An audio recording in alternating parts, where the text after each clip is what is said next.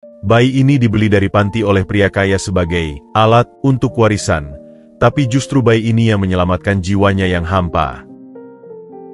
Kabut pagi masih menyelimuti puncak gedung-gedung megah di Jakarta ketika Randy tiba di kantornya. Lantai paling atas, dengan dinding kaca dari lantai ke langit-langit, memamerkan kota yang mulai terjaga di bawah kakinya. Ruangannya luas, didominasi oleh nuansa krom, kayu eboni, dan kulit hitam. Suasananya steril, sunyi, dan efisien, sebuah cerminan sempurna dari pria yang mendiaminya. Di balik meja kerjanya yang besar dan kosong, kecuali sebuah komputer dan selembar dokumen, Randy duduk dengan postur tegap. Matanya, yang biasanya penuh dengan kalkulasi dan ketegangan bisnis, pagi itu justru kosong, menatap tanpa fokus pada heliks lalu lintas yang mulai padat di bawah. Kesunyiannya pecah oleh ketukan pintu yang sopan namun tegas. "Masuk," sahutnya, suaranya datar, tanpa emosi. Seorang asistennya, Bima, masuk dengan langkah hati-hati. Di tangannya terdapat sebuah amplop besar berwarna gading, dibubuhi segel lilin merah dengan lambang keluarga Randy, sebuah ikon yang sudah jarang ia pedulikan. "Permisi, Pak Randy. Ini baru diantar kurir khusus dari kantor notaris Handoko. Katanya sangat penting dan harus langsung disampaikan ke tangan Bapak," ujar Bima, meletakkan amplop itu di atas meja dengan hampir-hampir hikmat. Randy hanya mengangguk singkat, mengisyaratkan Bima untuk pergi. Matanya tertuju pada segel itu. Perasaannya tidak karuan. Hubungannya dengan almarhum ayahnya selalu rumit, penuh dengan ekspektasi yang tidak terpenuhi, kekecewaan yang tertahan, dan sebuah warisan yang lebih terasa seperti beban daripada anugerah. Dengan gerakan yang hampir ogah-ogahan, ia membelah segel itu dengan pisah surat perak. Suara kertas yang disobeknya terdengar nyaring dalam kesunyian ruangan. Isinya hanya selembar kertas berkop resmi notaris, ditulis dengan tinta hitam pekat. Matanya menyapu setiap baris, dan dengan setiap kata yang dibacanya, udara di ruangan itu seolah menjadi semakin dingin dan menyesak. "Surat pemberitahuan syarat warisan," demikian judulnya. Tubuhnya yang biasanya tegak, perlahan-lahan membungkuk. Tangannya yang biasanya mantap memegang mouse atau menandatangani cek bernilai miliaran, kini gemetar memegang sehelai kertas itu. "Kepada YTH Randy Maulana. Sesuai dengan wasiat dan testamen terakhir dari almarhum Bapak Gunawan Maulana, semoga Allah menerima semua amal ibadahnya. Berikut kami sampaikan syarat utama dan tidak dapat ditawar untuk pencairan seluruh warisan, termasuk saham mayoritas di grup Maulana dan seluruh aset properti." Randy menarik napas dalam. Ia sudah bisa menebak arahnya. Ayahnya selalu obsesif dengan kelangsungan nama keluarga dan darah mereka.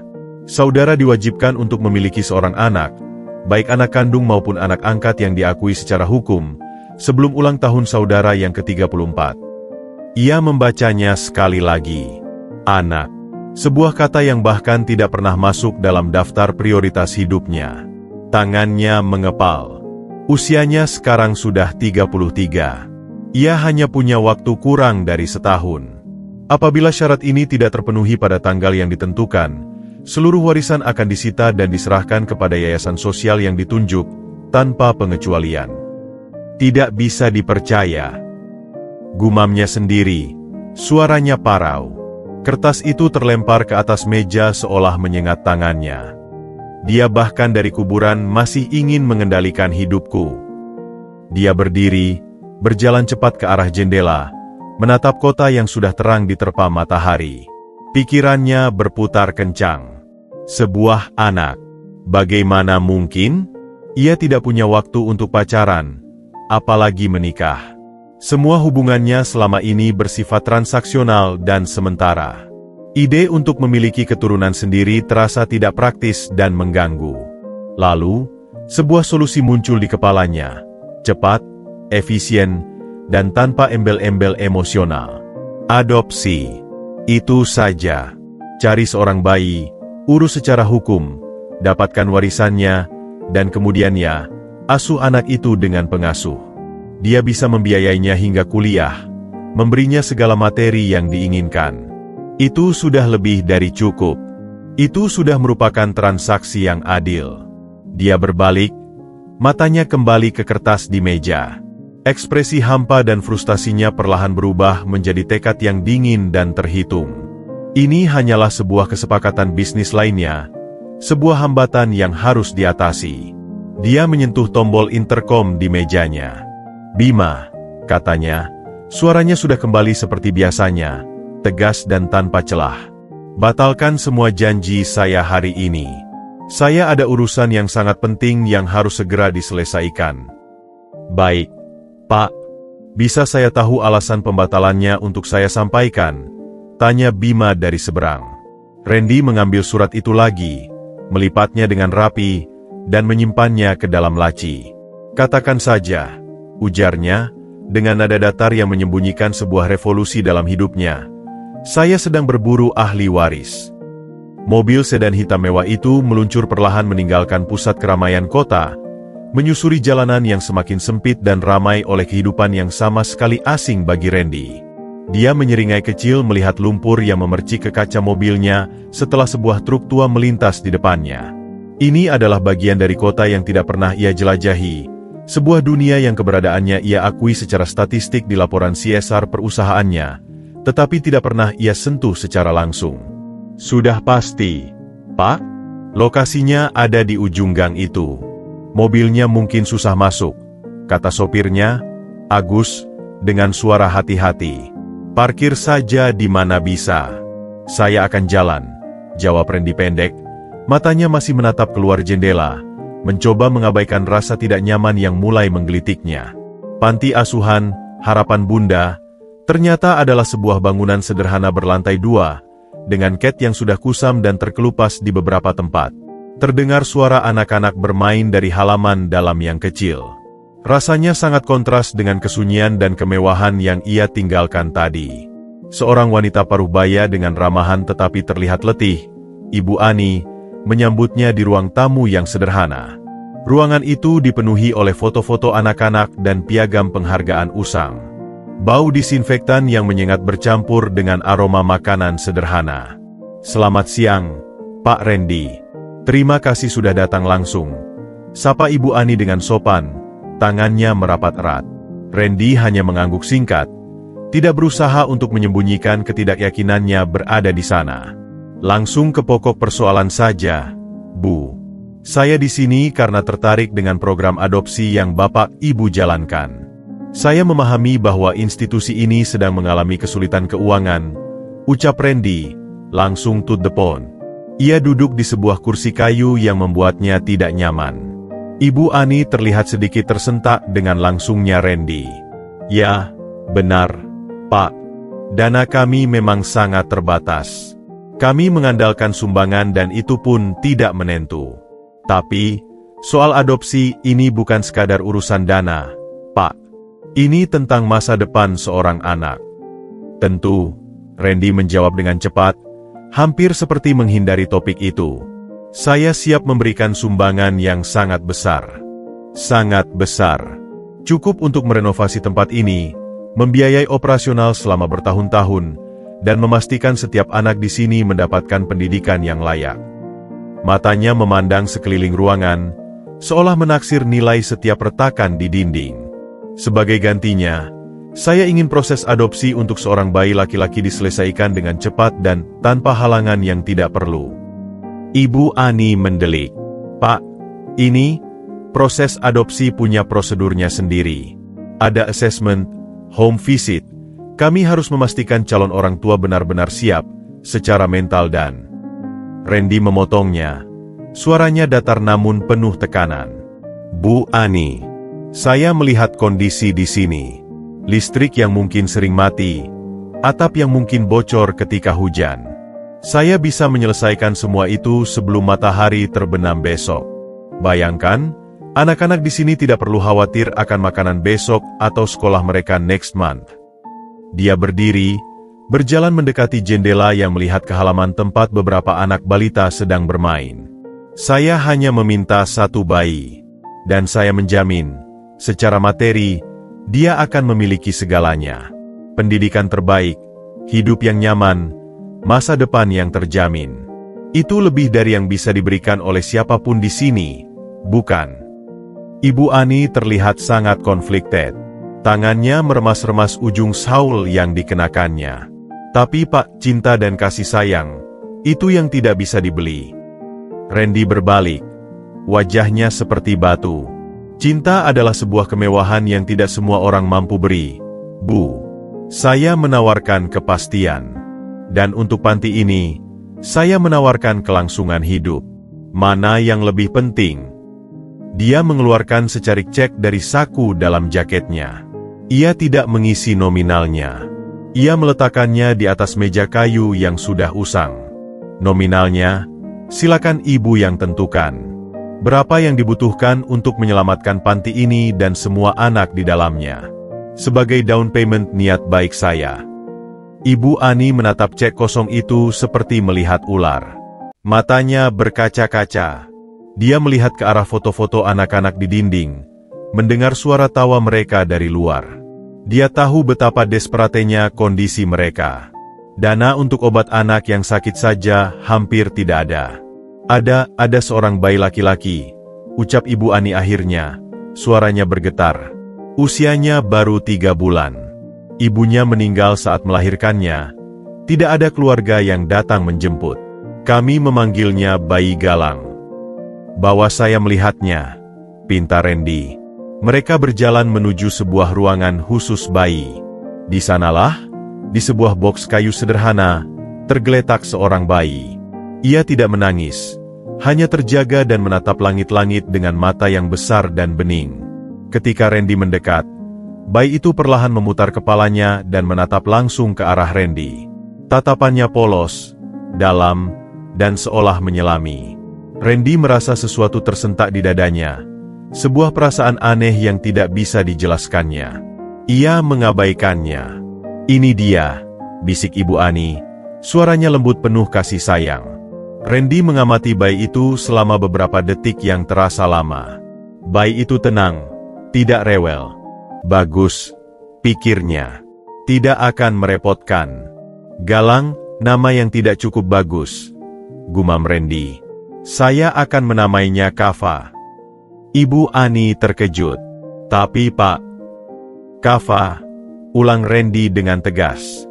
Itu nama yang sudah saya tentukan. Urus semua dokumennya.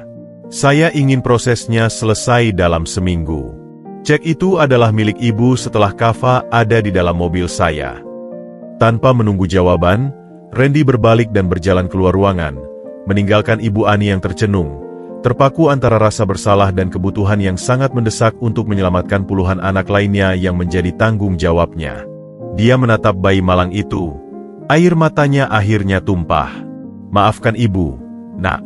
Bisiknya lembut pada bayi yang masih menatap ke arah di mana Randy berdiri tadi, seolah bayi itu memahami bahwa hidupnya baru saja diperdagangkan.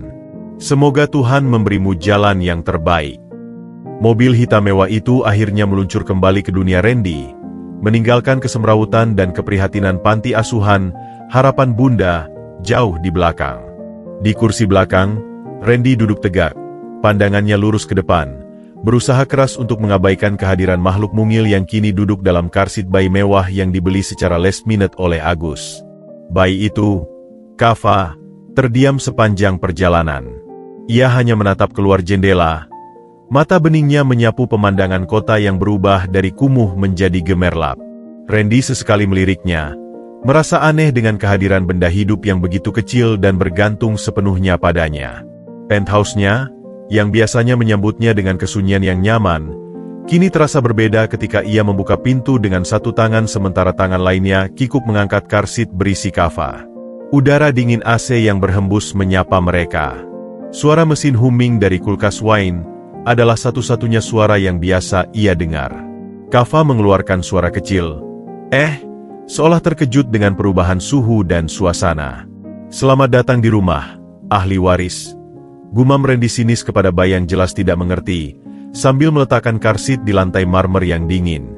Ia berdiri, menatap bayi itu yang mulai gelisah.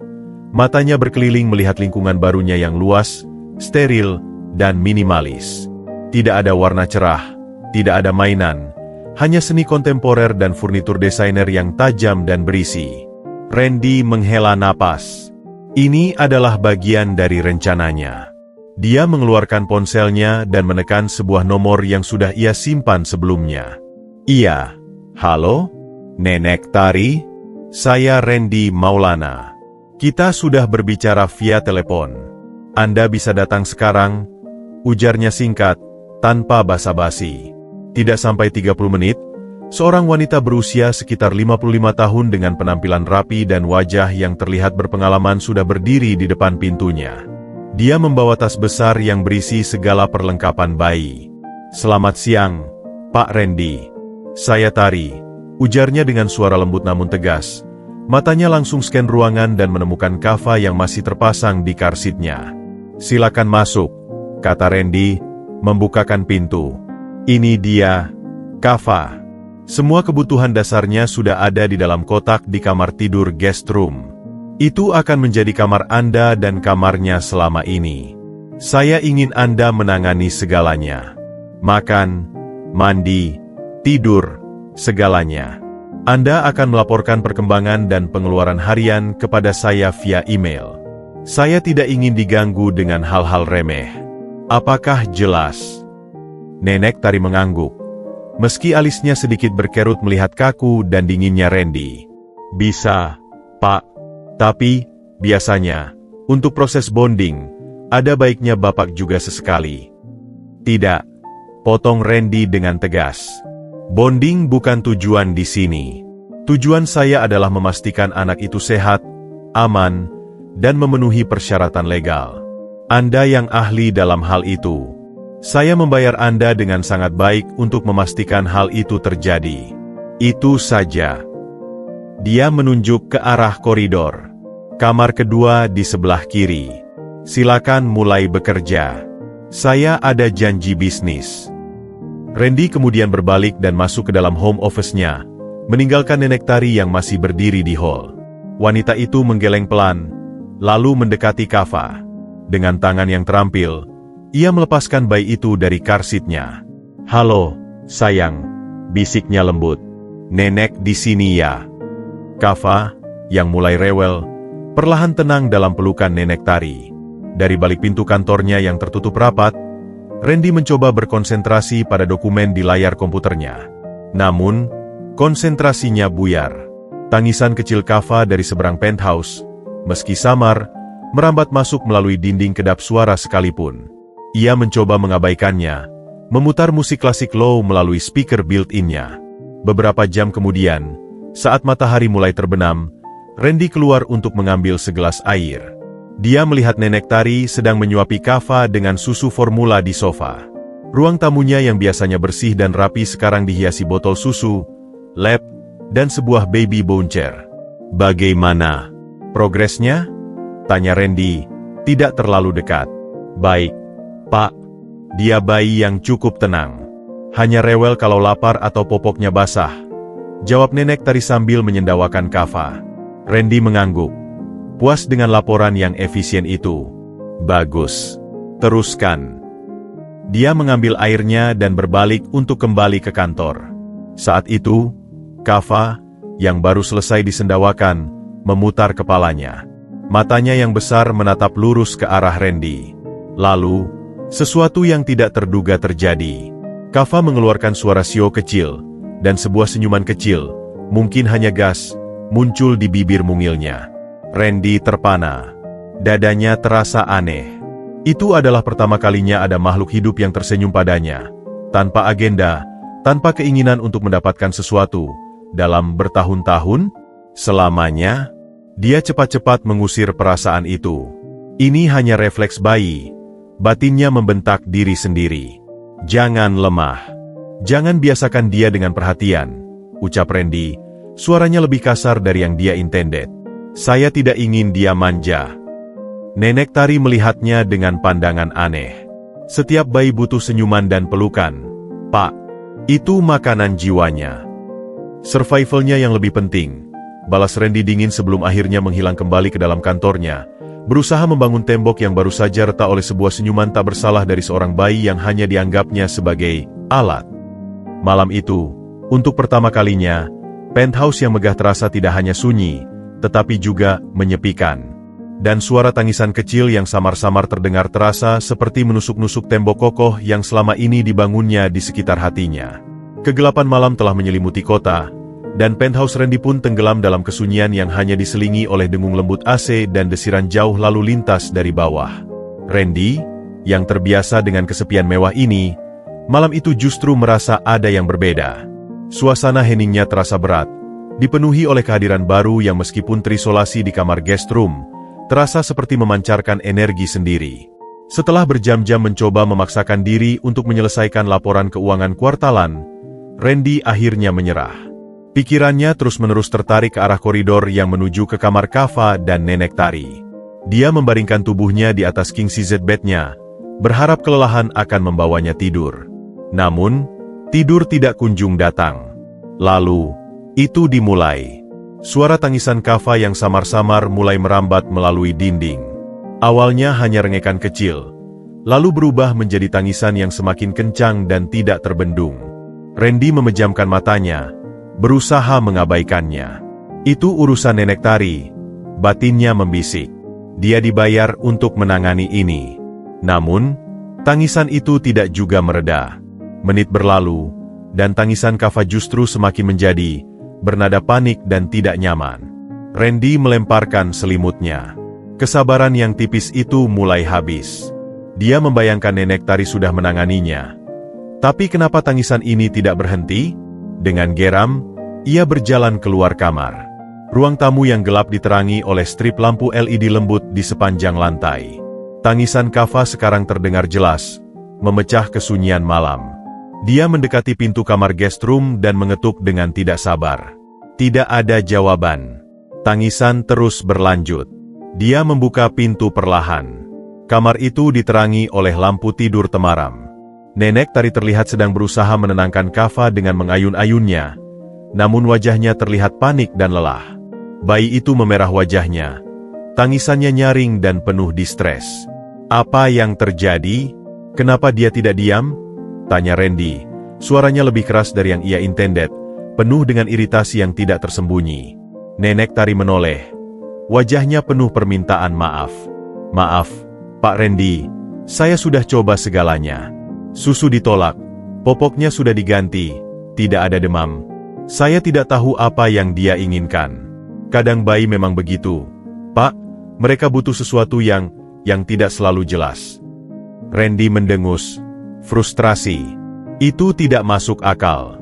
Dia pasti ada kebutuhan dasar yang tidak terpenuhi. Anda seharusnya ahli dalam hal ini. Ujarnya, suaranya meninggi menyaingi tangisan Kava. Saya sudah mencoba, Pak. Terkadang yang mereka butuhkan hanyalah. Nenek Tari terhenti, seolah ragu untuk melanjutkan. Apakah? Uang? Mainan mahal? Katakan, bentak Randy. Tangannya menunjuk-nunjuk ke arah bayi yang menangis itu. Sentuhan, Pak. Pelukan. Kehangatan, jawab Nenek Tari akhirnya. Suaranya hampir menangis karena frustrasi. Mungkin dia merasa kesepian. Merasa takut di lingkungan barunya. Randy memandangnya dengan tidak percaya. Kesepian? Dia bayi. Dia tidak tahu apa-apa. Tanpa berpikir panjang, diliputi oleh emosi campuran antara kemarahan, frustrasi, dan keinginan agar tangisan itu segera berhenti, Randy melangkah mendekati Nenek Tari dan dengan gerakan kasar mengambil bayi itu dari pelukannya. Diam! Hardiknya pada Kava, mengguncangnya perlahan, bukan dengan kasar, tetapi cukup untuk membuat bayi itu terkejut. Ajaibnya, atau mungkin secara kebetulan, tangisan Kava yang melengking itu tiba-tiba tercekik. Dia terkesiap, menghirup napas dalam-dalam, dan matanya yang basah oleh air mata terbuka lebar. Dia menatap wajah Randy yang marah dan tegang dari jarak yang sangat dekat. Randy masih memegangnya dengan kaku, tubuhnya tegang, siap untuk si kecil ini kembali menangis lebih kencang. Tapi yang terjadi justru sebaliknya. Kava mengeluarkan desahan kecil, seperti lega. Tubuhnya yang kaku perlahan-lahan melunak dalam gendongan Randy yang tidak nyaman. Lalu, tangan mungilnya, yang sebelumnya mengepal erat, meraih keluar dan menggenggam jari telunjuk Randy dengan kekuatan yang mengejutkan untuk seorang bayi. Randy terdiam. Sensasi hangat dan lembut dari genggaman kecil itu terasa seperti sengatan listrik yang menyetrum langsung ke jantungnya. Ia melihat ke bawah, ke arah bayi di tangannya. Mata Kava yang masih berair itu sekarang menatapnya dengan intens, seolah memandang jauh ke dalam dirinya, melihat semua kekosongan dan kedinginan yang ada di sana. Tatapannya penuh dengan kepercayaan buta, sebuah ketergantungan total yang membuat napas Randy tersangkut. Nenek Tari memandang pemandangan itu dengan mulut sedikit terbuka. Dia tenang, bisiknya, heran. Randy tidak bisa menjawab. Dia masih terpaku pada genggaman jarinya dan tatapan polos itu. Semua kemarahan dan frustrasinya menguap, digantikan oleh sebuah perasaan aneh, asing, dan sangat tidak nyaman. Sebuah perasaan yang mirip dengan kelembutan. Dia berdiri di sana, di tengah kamar yang diterangi lampu temaram, masih dengan pakaian tidurnya yang mahal, menggenggam seorang bayi yang baru saja mengajarinya sebuah pelajaran tentang sesuatu yang tidak bisa dibeli dengan uang. Untuk pertama kalinya dalam hidupnya, Randy Maulana benar-benar tidak tahu harus berbuat apa. Dia hanya bisa berdiri, membiarkan bayi kecil itu memegangi jarinya, sementara tembok es di sekeliling hatinya mulai retak, meneteskan rasa hangat yang hampir tidak dikenalnya. Keesokan paginya, penthouse Randy terbangun dengan suasana yang berbeda. Randy sendiri terbangun dengan perasaan yang tidak biasa, sebuah sisa kehangatan aneh dari malam sebelumnya yang masih melekat di jarinya, seolah bayangan genggaman kecil Kava masih ada di sana. Dia mencoba mengusirnya, bergegas mandi dan berpakaian dengan setelan jasnya yang paling mahal, berusaha kembali menyelubungi dirinya dengan armor kesibukan dan kedinginannya. Dia berjalan ke ruang makan, berharap menemani kopinya dengan laporan pasar saham seperti biasa. Namun, pemandangan yang menyambutnya justru membuatnya berhenti di pintu. Di meja makan marmernya yang panjang dan biasanya kosong, sekarang terdapat sebuah high chair bayi berwarna netral. Nenek Tari sedang menyuapi Kava bubur dengan sabar. Ada cipratan bubur kecil di meja, dan suara cooing dan gurgling Kava memenuhi ruangan yang biasanya hening. Randy mengerutkan kening. Ini bukan tempat yang tepat untuk memberi makan, Nenek Tari. Seharusnya di kamarnya, ucapnya, suaranya datar mencoba menyembunyikan kegelisahannya. Nenek Tari menoleh, tersenyum lemah. Maaf, Pak. Tadi pagi dia rewel dan cahaya matahari di ruang ini bagus untuk moodnya. Saya akan bersihkan sampai bersih setelah ini. Randy menghela napas dan duduk di ujung meja yang jauh, membuka tabletnya dengan agak kasar. Namun, konsentrasinya terusik. Matanya terus tertarik untuk melirik Kava, yang dengan polosnya menepis sendok yang disodorkan Nenek Tari, mengotori bibir dan dagunya dengan bubur. Jangan biasakan dia berantakan, komentar Randy tanpa berpikir. Ini proses belajar, Pak Randy, jawab Nenek Tari dengan sabar. Mereka perlu menjelajahi tekstur dan rasa. Tidak semua bisa bersih dan rapi. Randy mendengus, kembali ke tabletnya. Tapi tiba-tiba, terdengar suara tertawa kecil. Kava, melihat reaksi Randy, justru terkekeh-kekeh kecil, seolah menganggap ekspresi kesal Randy itu lucu. Randy menatapnya, bingung. Apa yang lucu? Nenek Tari tersenyum. Dia sedang belajar berinteraksi, Pak. Mungkin dia suka perhatian Bapak. Randy cepat-cepat menunduk, merasa pipinya agak panas. Bodoh, pikirnya. Ini hanya bayi. Dia tidak mengerti apa-apa. Namun, benih rasa penasaran sudah tertanam. Sepanjang pagi, meski ia mencoba fokus pada pekerjaan, pikirannya terus kembali pada malam sebelumnya. Pada genggaman itu, pada tatapan itu. Saat makan siang, Nenek Tari mendekatinya dengan wajah sedikit cemas. Pak Randy, maaf mengganggu. Saya dapat telepon darurat. Cucu saya di rumah sakit. Bisa saya izin pulang cepat hari ini? Besok saya masuk seperti biasa. Randy melihat jam. Baru pukul 2. Sekarang, siapa yang akan mengurus dia? Tanyanya, menunjuk ke arah kamar Kava. Saya sudah susui dan ganti popoknya. Dia mungkin akan tidur siang sebentar lagi. Kalau saja Bapak bisa memantau dia sebentar, saya akan bergegas, pinta Nenek Tari dengan sangat. Randy merasa terjebak. Dia tidak bisa mengatakan tidak tanpa terlihat seperti monster yang tidak berperasaan. Cepatlah, katanya akhirnya, dengan enggan. Setelah Nenek Tari pergi, penthouse itu terasa sangat sunyi dan sangat besar. Randy berdiri di luar kamar Kava, mendengarkan. Tidak ada suara. Mungkin si bayi sudah tidur. Lega, ia kembali ke kantornya. Tapi tidak sampai 15 menit kemudian, tangisan pecah. Bukan tangisan marah seperti semalam, tapi tangisan sedih, merengek, seperti memanggil-manggil. Randy mencoba mengabaikannya, menekan tombol volume speakernya lebih keras. Tapi tangisan itu menusuk. Dia mengutuk dalam hati. Akhirnya, dengan geram, ia berjalan ke kamar Kava. Kava terbaring di boks bayinya. Wajahnya merah dan basah oleh air mata. Dia melihat Randy dan tangisannya semakin kencang, seolah menuduh. "Diamlah," desis Randy, putus asa. Dia memandang sekeliling kamar. Botol susu masih penuh. Popok. Dia ragu-ragu. Dia membuka sedikit popok Kava. Bersih. Lalu, baunya menusuk hidungnya. Popoknya kotor. Randy mengerutkan hidungnya. Ini tidak mungkin. Nenek Tari tidak ada. Tidak ada yang bisa melakukan ini kecuali dirinya. Dia melihat ke arah Kava yang masih menangis. Baik, diam. Aku akan melakukannya. Dengan tangan yang canggung dan jijik, Randy membuka popok itu. Pemandangan di dalamnya membuatnya hampir muntah. Dengan napas ditahan, ia membersihkan apa yang ia bisa dengan tisu bayi, berusaha mengingat-ingat cara yang dia lihat Nenek Tari lakukan. Itu berantakan. Sangat berantakan. Kava menggeliat, membuat segalanya lebih sulit. "Diamlah," hardiknya lagi. Tapi kali ini suaranya lebih pada kepanikan daripada kemarahan. Dan kemudian, sesuatu yang ajaib terjadi. Di tengah kekacauan bau dan kotoran itu, Kava, yang sudah bersih, meski tidak sempurna, tiba-tiba berhenti menangis. Dia melihat wajah Randy yang tegang, penuh keringat, dan berkecipakan. Lalu, dia tertawa.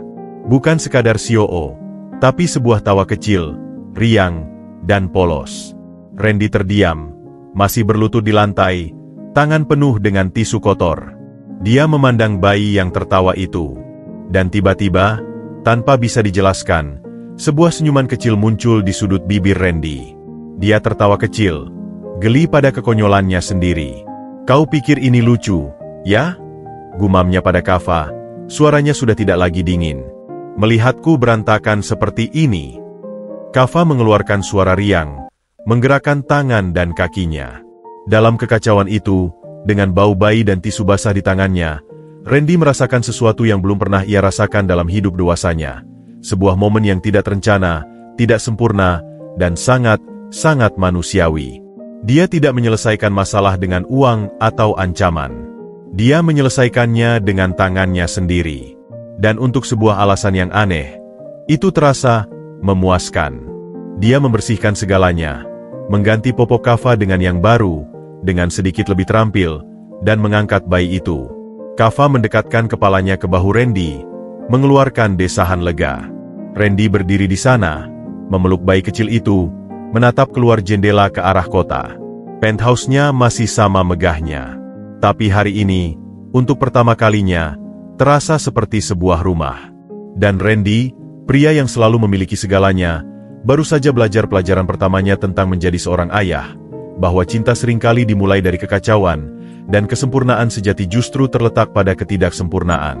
Minggu-minggu berikutnya di penthouse Randy mengalami pergeseran halus namun pasti.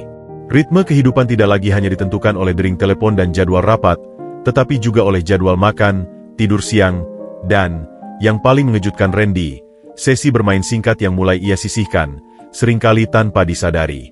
Suatu pagi, Randy duduk di sofa ruang tamu, bukan di kantornya. Kava terbaring di playmat berwarna-warni di lantai, mencoba meraih mainan gantung di atasnya. Randy seharusnya sedang mempersiapkan presentasi penting untuk akuisisi sebuah perusahaan teknologi.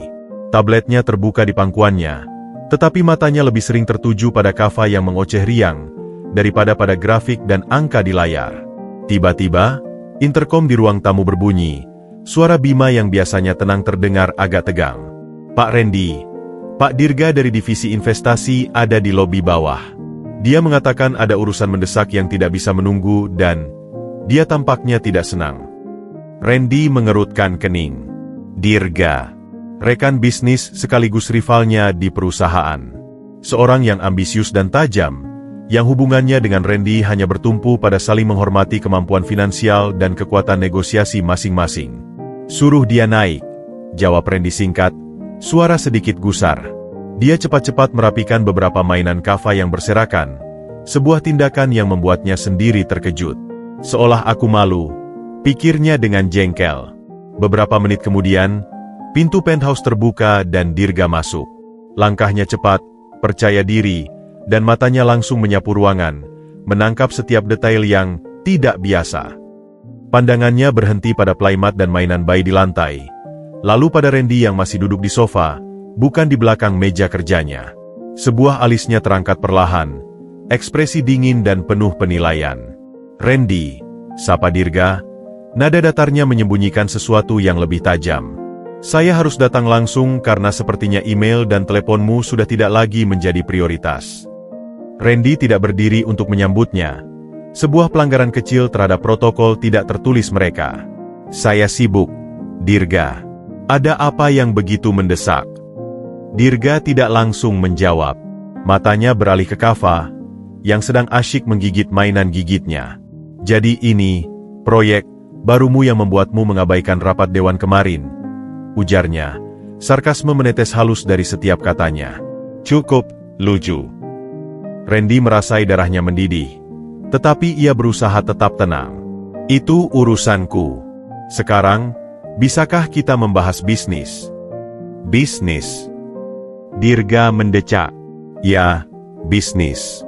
Presentasi untuk akuisisi Next Gen Tech, yang seharusnya kamu pimpin pagi ini, dijadwal ulang last minute oleh stafmu. Investor kita bertanya-tanya. Mereka tidak terbiasa menunggu, Randy. Mereka terbiasa denganmu yang selalu hadir, selalu fokus, selalu tajam. Dia melirik lagi ke arah Kava. Sekarang kelihatannya perhatianmu teralihkan. Saya tidak teralihkan, sangkal Randy, suaranya lebih keras dari yang ia rencanakan. Saya hanya mengalokasikan ulang waktu saya. Presentasi itu akan siap, dan akan brilian seperti biasa. Apakah akan? Tanya Dirga, melangkah lebih dekat. Suaranya rendah, hanya untuk didengar Randy. Kamu melewatkan detail-detail penting dalam laporan due diligence, Randy. Detail yang biasanya akan langsung kamu tangkap. Ini kedua kalinya dalam sebulan. Orang-orang mulai memperhatikan. Mereka mulai bertanya-tanya. Randy diam. Dia tahu Dirga benar. Pikirannya memang sering melayang. Apakah Kava sudah makan? Apakah dia demam tadi malam? Atau hanya pada kenangan tawa polosnya? Ini hanya sementara, kata Randy akhirnya, berusaha meyakinkan dirinya sendiri. Ini penyesuaian. Ini adalah kelemahan, desis Dirga tajam. Dan di dunia kita, kelemahan itu seperti darah di air bagi hiu. Kamu punya aset itu. Dia menunjuk ke Kava dengan gerakan kepala yang singkat, untuk mendapatkan warisan. Sudah dapatkan. Sekarang serahkan pada pengasuh, fokus kembali pada bisnis, sebelum orang lain, sebelum saya, memutuskan untuk mengambil alih posisimu. Ancaman itu tergantung di udara, tebal dan beracun. Kava, seolah merasakan ketegangan, mulai rewel, merengek kecil. Randy menatap Dirga. Wajahnya kembali seperti topeng batu yang dingin. Sudah selesai, Dirga? Keluarlah dari rumah saya. Dirga memandangnya sebentar, lalu memberikan senyum tipis yang tidak sampai ke matanya. Pikirkan baik-baik, Randy. Jangan biarkan sebuah proyek sentimental menghancurkan segala sesuatu yang telah kamu bangun. Dia berbalik dan pergi, meninggalkan keheningan yang berat. Randy tetap duduk, tangan mengepal. Pandangannya tertuju pada Kava yang sekarang menangis, tetapi kali ini, bukannya langsung menghampiri, ia justru merasa sebuah gelombang keraguan dan kemarahan, pada Dirga, pada situasi, dan sedikit pada bayi yang tak berdosa itu. Apakah Dirga benar? Apakah ia menjadi lemah? Apakah prioritasnya kacau? Dia berdiri, berjalan ke arah Kava dengan langkah berat. Dia mengangkat bayi itu, Tidak dengan kelembutan seperti beberapa hari terakhir, tetapi dengan kaku, seperti memegang sebuah benda. Kava terus menangis, merasa ketegangan dan kekakuan itu. Randy memandangi wajah bayi yang merah dan basah itu. Ini adalah kunci warisannya. Ini juga yang mengancam kerajaannya. Sebuah konflik yang dalam mengoyaknya. Apa yang harus aku lakukan denganmu? Gumamnya pada Kava. Suaranya penuh dengan pergulatan batin yang belum pernah ia alami sebelumnya. Untuk pertama kalinya, uang dan kekuasaan bukan lagi satu-satunya jawaban. Dan Randy Maulana, sang raja bisnis yang dingin, merasa benar-benar hilang arah. Konflik dengan Dirga menggantung seperti awan gelap di atas kepala Randy selama beberapa hari berikutnya. Ia mencoba membenamkan diri kembali dalam pekerjaan, memaksakan diri untuk fokus pada spreadsheet dan strategi akuisisi. Namun, upayanya seringkali gagal. Pikirannya terus-menerus tertarik arah kamar Kava, atau lebih buruk lagi, kebayangan ancaman terselubung di mata Dirga. Suatu pagi yang cerah, Randy memutuskan untuk bekerja dari rumah, sebuah keputusan yang semakin sering ia ambil belakangan ini. Penthouse diterangi sinar matahari yang hangat, menciptakan pola-pola cahaya di lantai marmer. Kava, yang sekarang sudah bisa duduk dengan stabil, sedang asyik bermain dengan stacking rings berwarna-warni di atas playmatnya di tengah ruang keluarga. Nenek Tari duduk tidak jauh darinya, mengawasi sambil menyelesaikan beberapa jahitan. Randy duduk di sofa, laptop terbuka di pangkuannya. Ia sedang memeriksa email yang berisi analisis risiko terbaru untuk proyek Next Gen Tech. Matanya menatap layar, tetapi telinganya menyadari setiap ocehan dan celotehan riang yang keluar dari mulut kecil Kava. Dah. Sio Kava, sambil memukul-mukul cincin mainannya. Randy menghela napas, berusaha mengabaikannya. Fokus, bentaknya pada dirinya sendiri. Tiba-tiba, Nenek Tari berbicara, suaranya lembut namun memecah konsentrasinya. Dia sedang aktif sekali hari ini, Pak Randy. Sepertinya sedang mencoba banyak suara baru. Randy mengangkat kepalanya, sedikit kesal. Ya. Itu bagus. Jawabannya singkat, dingin, sebelum ia kembali menunduk layarnya. Dia mencoba membaca paragraf yang sama untuk ketiga kalinya, tetapi maknanya tidak juga masuk. Suara Kava, tawa kecilnya, desahan puasnya, semuanya seolah memanggil-manggilnya. Dengan gerakan frustrasi, ia menutup laptopnya dengan agak keras. Nenek Tari terkejut dan menatapnya. Randy berdiri dan berjalan mendekati playmat. Dia berdiri di sana, memandangi Kava yang sedang asyik dengan dunianya, tidak menyadari kehadirannya. Ada sebuah perasaan aneh di dadanya, campuran antara kelembutan yang tidak diinginkan dan rasa jengkel karena merasa terusik. Kava akhirnya melihatnya. Mata besarnya yang jernih berkedip. Dia mengangkat tangan mungilnya, memegang cincin mainan berwarna merah. Randy, tanpa berpikir, membungkuk dan mengambil cincin itu dari genggaman Kava. Apa ini? Merah? Ujarnya. Suaranya masih datar, mencoba untuk terlibat tanpa terlalu emosional. Kava memandanginya, lalu melihat cincin di tangan Randy. Bibir mungilnya berkerut, seolah sedang berkonsentrasi sangat keras. Lalu, dalam keheningan yang hanya diselingi oleh suara lalu lintas jauh di bawah, Kava membuka mulutnya. Bukan ocehan tanpa arti. Bukan baba atau dada. Suara yang keluar jelas, terdengar, dan ditujukan langsung padanya. N.D. Randy membeku. Seluruh tubuhnya terasa kaku. Napasnya tertahan di tenggorokan. Matanya membelalak, menatap bayi di hadapannya yang tersenyum bangga, seolah baru saja memecahkan kode alam semesta. Dia tidak bergerak, tidak bernapas. Pikirannya kosong, lalu dipenuhi oleh badai keraguan. Apakah aku mendengar itu dengan benar? Apakah itu hanya kebetulan? Sebuah suara acak yang terdengar seperti namanya. Nenek Tari, yang menyaksikan semuanya, terkesiap. Tangannya menutup mulutnya. Oh, Pak Randy, dia memanggil Anda. Randy perlahan menoleh ke arah Nenek Tari. Matanya masih penuh dengan ketidakpercayaan. Apa kau dengar itu juga? Tanyanya. Suaranya bergetar, hampir seperti bisikan. Tentu, Pak. Jelas sekali. Andy. Itu dia, Pak. Itu kata pertamanya. Nenek Tari berseru. Matanya berkaca-kaca karena haru. Randy memandang kembali ke arah Kava. Bayi itu sekarang tertawa riang, menggerakkan kedua tangannya ke atas, seolah mencari pelukan, bangga dengan prestasinya. Dan saat itulah segalanya runtuh. Rasa dingin, keraguan, kemarahan, dan semua tembok yang dengan susah payah ia bangun kembali setelah pertemuan dengan Dirga, semuanya hancur berantakan. Sebuah gelombang emosi yang begitu besar dan asing menyergapnya, menghanyutkan segala perlawanannya. Air matanya, yang sudah puluhan tahun tidak pernah ia rasakan, tumpah begitu saja.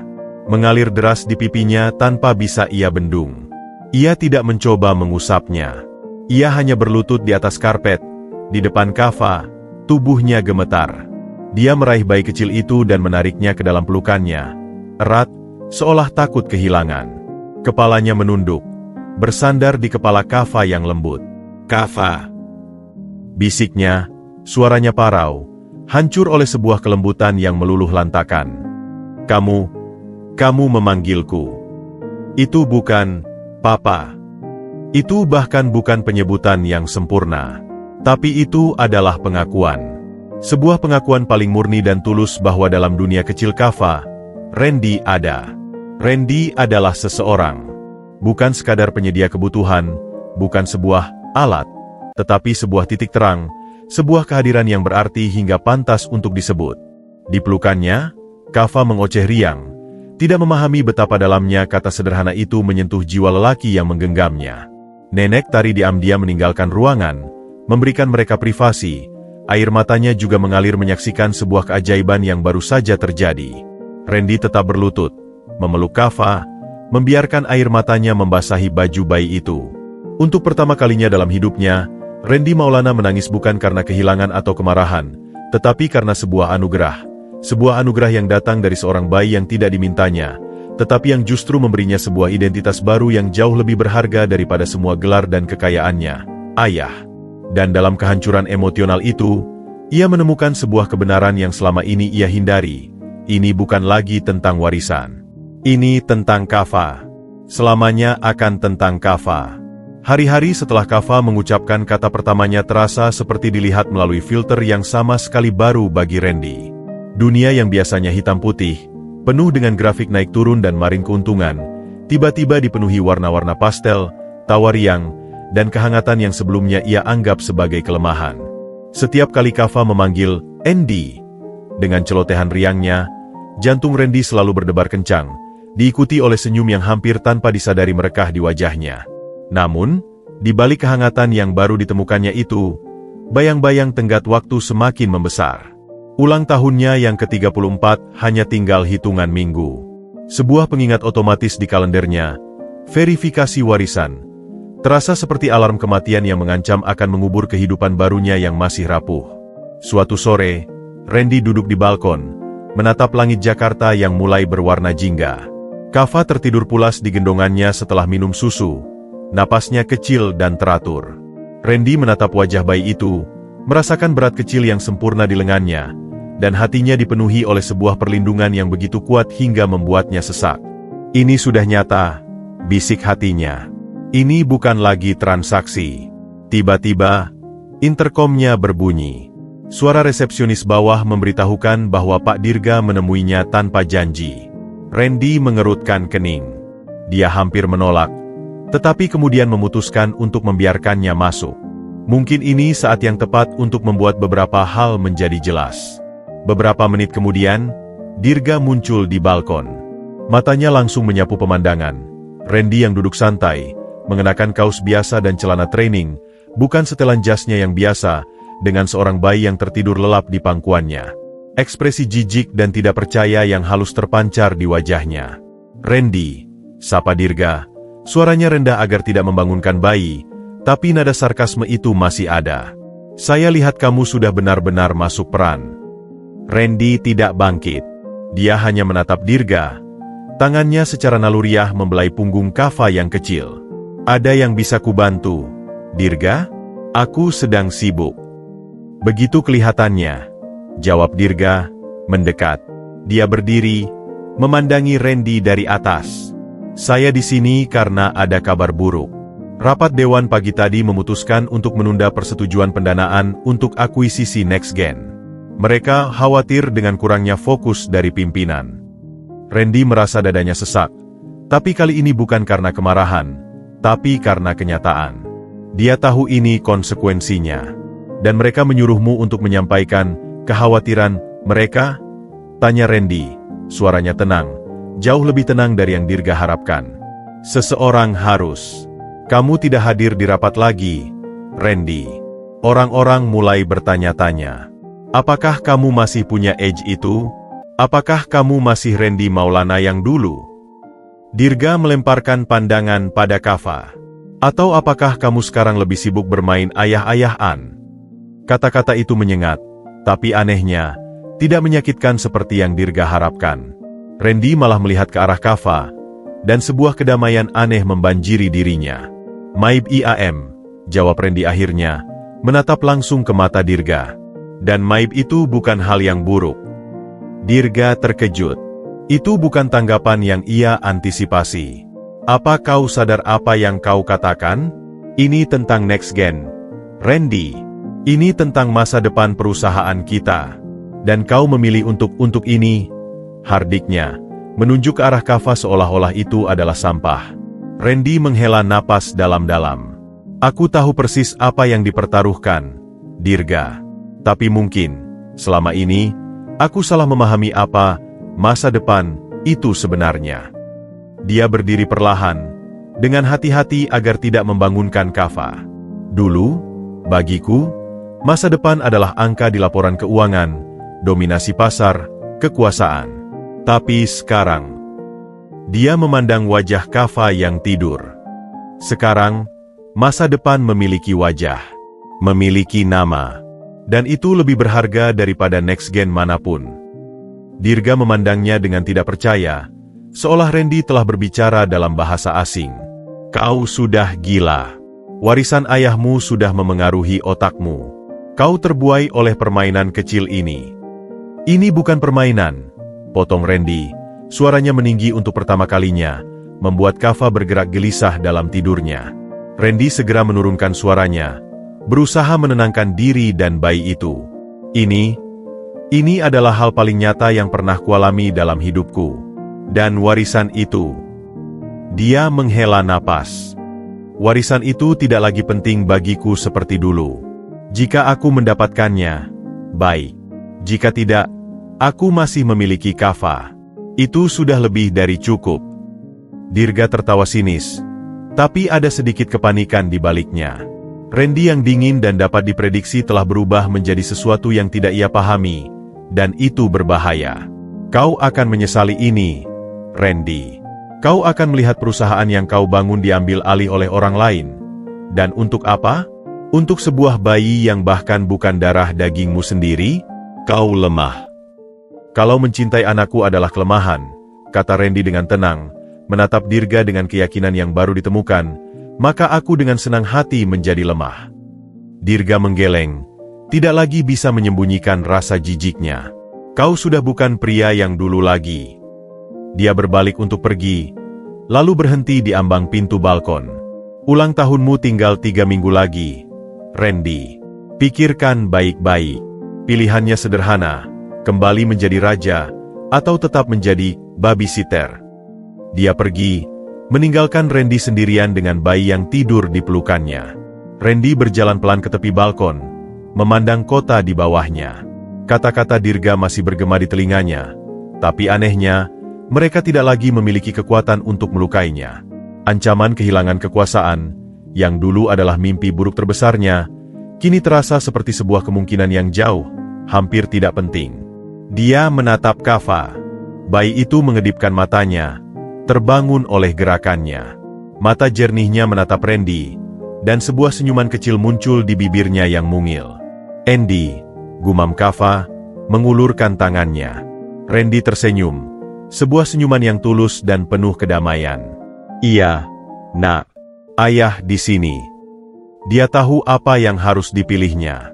Dan untuk pertama kalinya dalam hidupnya, pilihannya tidak didasarkan pada logika bisnis atau keuntungan pribadi, tetapi pada sebuah kebenaran sederhana yang diajarkan oleh seorang bayi, bahwa cinta adalah warisan sejati yang layak untuk diperjuangkan, bahkan jika itu berarti harus kehilangan segalanya yang lain.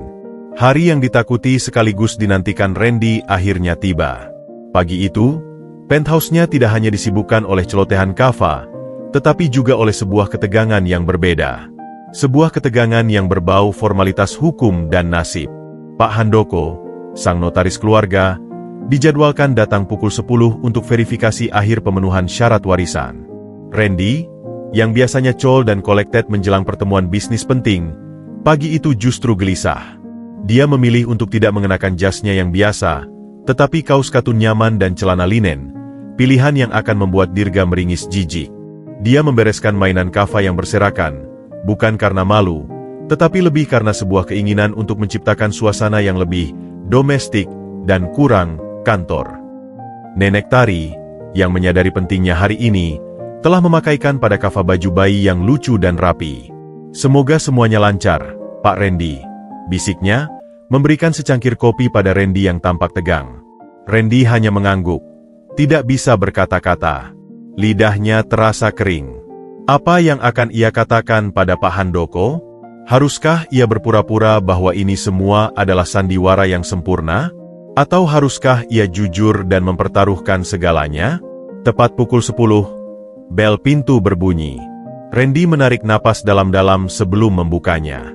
Pak Handoko adalah pria sepuh yang berpenampilan rapi, berkacamata, dengan aura ketelitian seorang akuntan dan kebijaksanaan seorang hakim. Matanya yang tajam langsung menyapu sekeliling ruangan, menangkap setiap detail.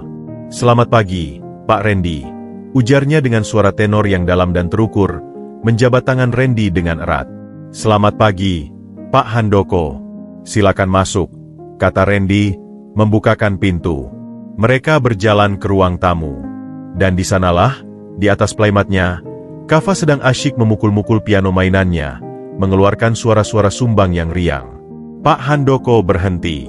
Dia mengamati Kava selama beberapa saat, sebuah senyuman kecil yang hampir tak terlihat muncul di sudut bibirnya. "Jadi, inilah calon penerusnya?" tanyanya. "Ya, Pak. Ini Kava," jawab Randy, dan ada kebanggaan yang tidak bisa ia sembunyikan dalam suaranya. Mereka duduk. Pak Handoko mengeluarkan sebuah map berisi dokumen. "Baik, Pak Randy. Seperti yang sudah kita diskusikan, saya di sini untuk melakukan verifikasi terakhir bahwa syarat wasiat almarhum ayah Anda telah terpenuhi. Anda telah secara legal mengadopsi seorang anak sebelum ulang tahun ke-34. Semua dokumennya sudah lengkap dan sesuai." Randy mengangguk. Tangannya berkeringat. "Iya, Pak." Pak Handoko melihat sekeliling lagi. Matanya berhenti pada foto Randy dan Kava yang sekarang menghiasi meja sisi sofa. Sebuah foto yang diambil Nenek Tari secara spontan saat mereka tertawa bersama. "Bisa saya bertanya sesuatu yang agak di luar protokol, Pak Randy?" "Silakan, Pak." "Motivasi Anda mengadopsi Kava, apakah murni untuk memenuhi syarat warisan ini?" tanya Pak Handoko, menatap langsung ke mata Randy. Pertanyaannya lugas, tanpa penghakiman, tetapi sangat menusuk. Randy merasa tenggorokannya kering.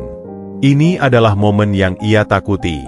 Dia bisa berbohong, memberikan jawaban yang diharapkan, dan warisan itu akan menjadi miliknya. Tapi matanya tertuju pada Kava, yang sekarang sedang mencoba merangkak mendekatinya, mengoceh, "Andy, Andy." Dia mengambil napas dalam-dalam.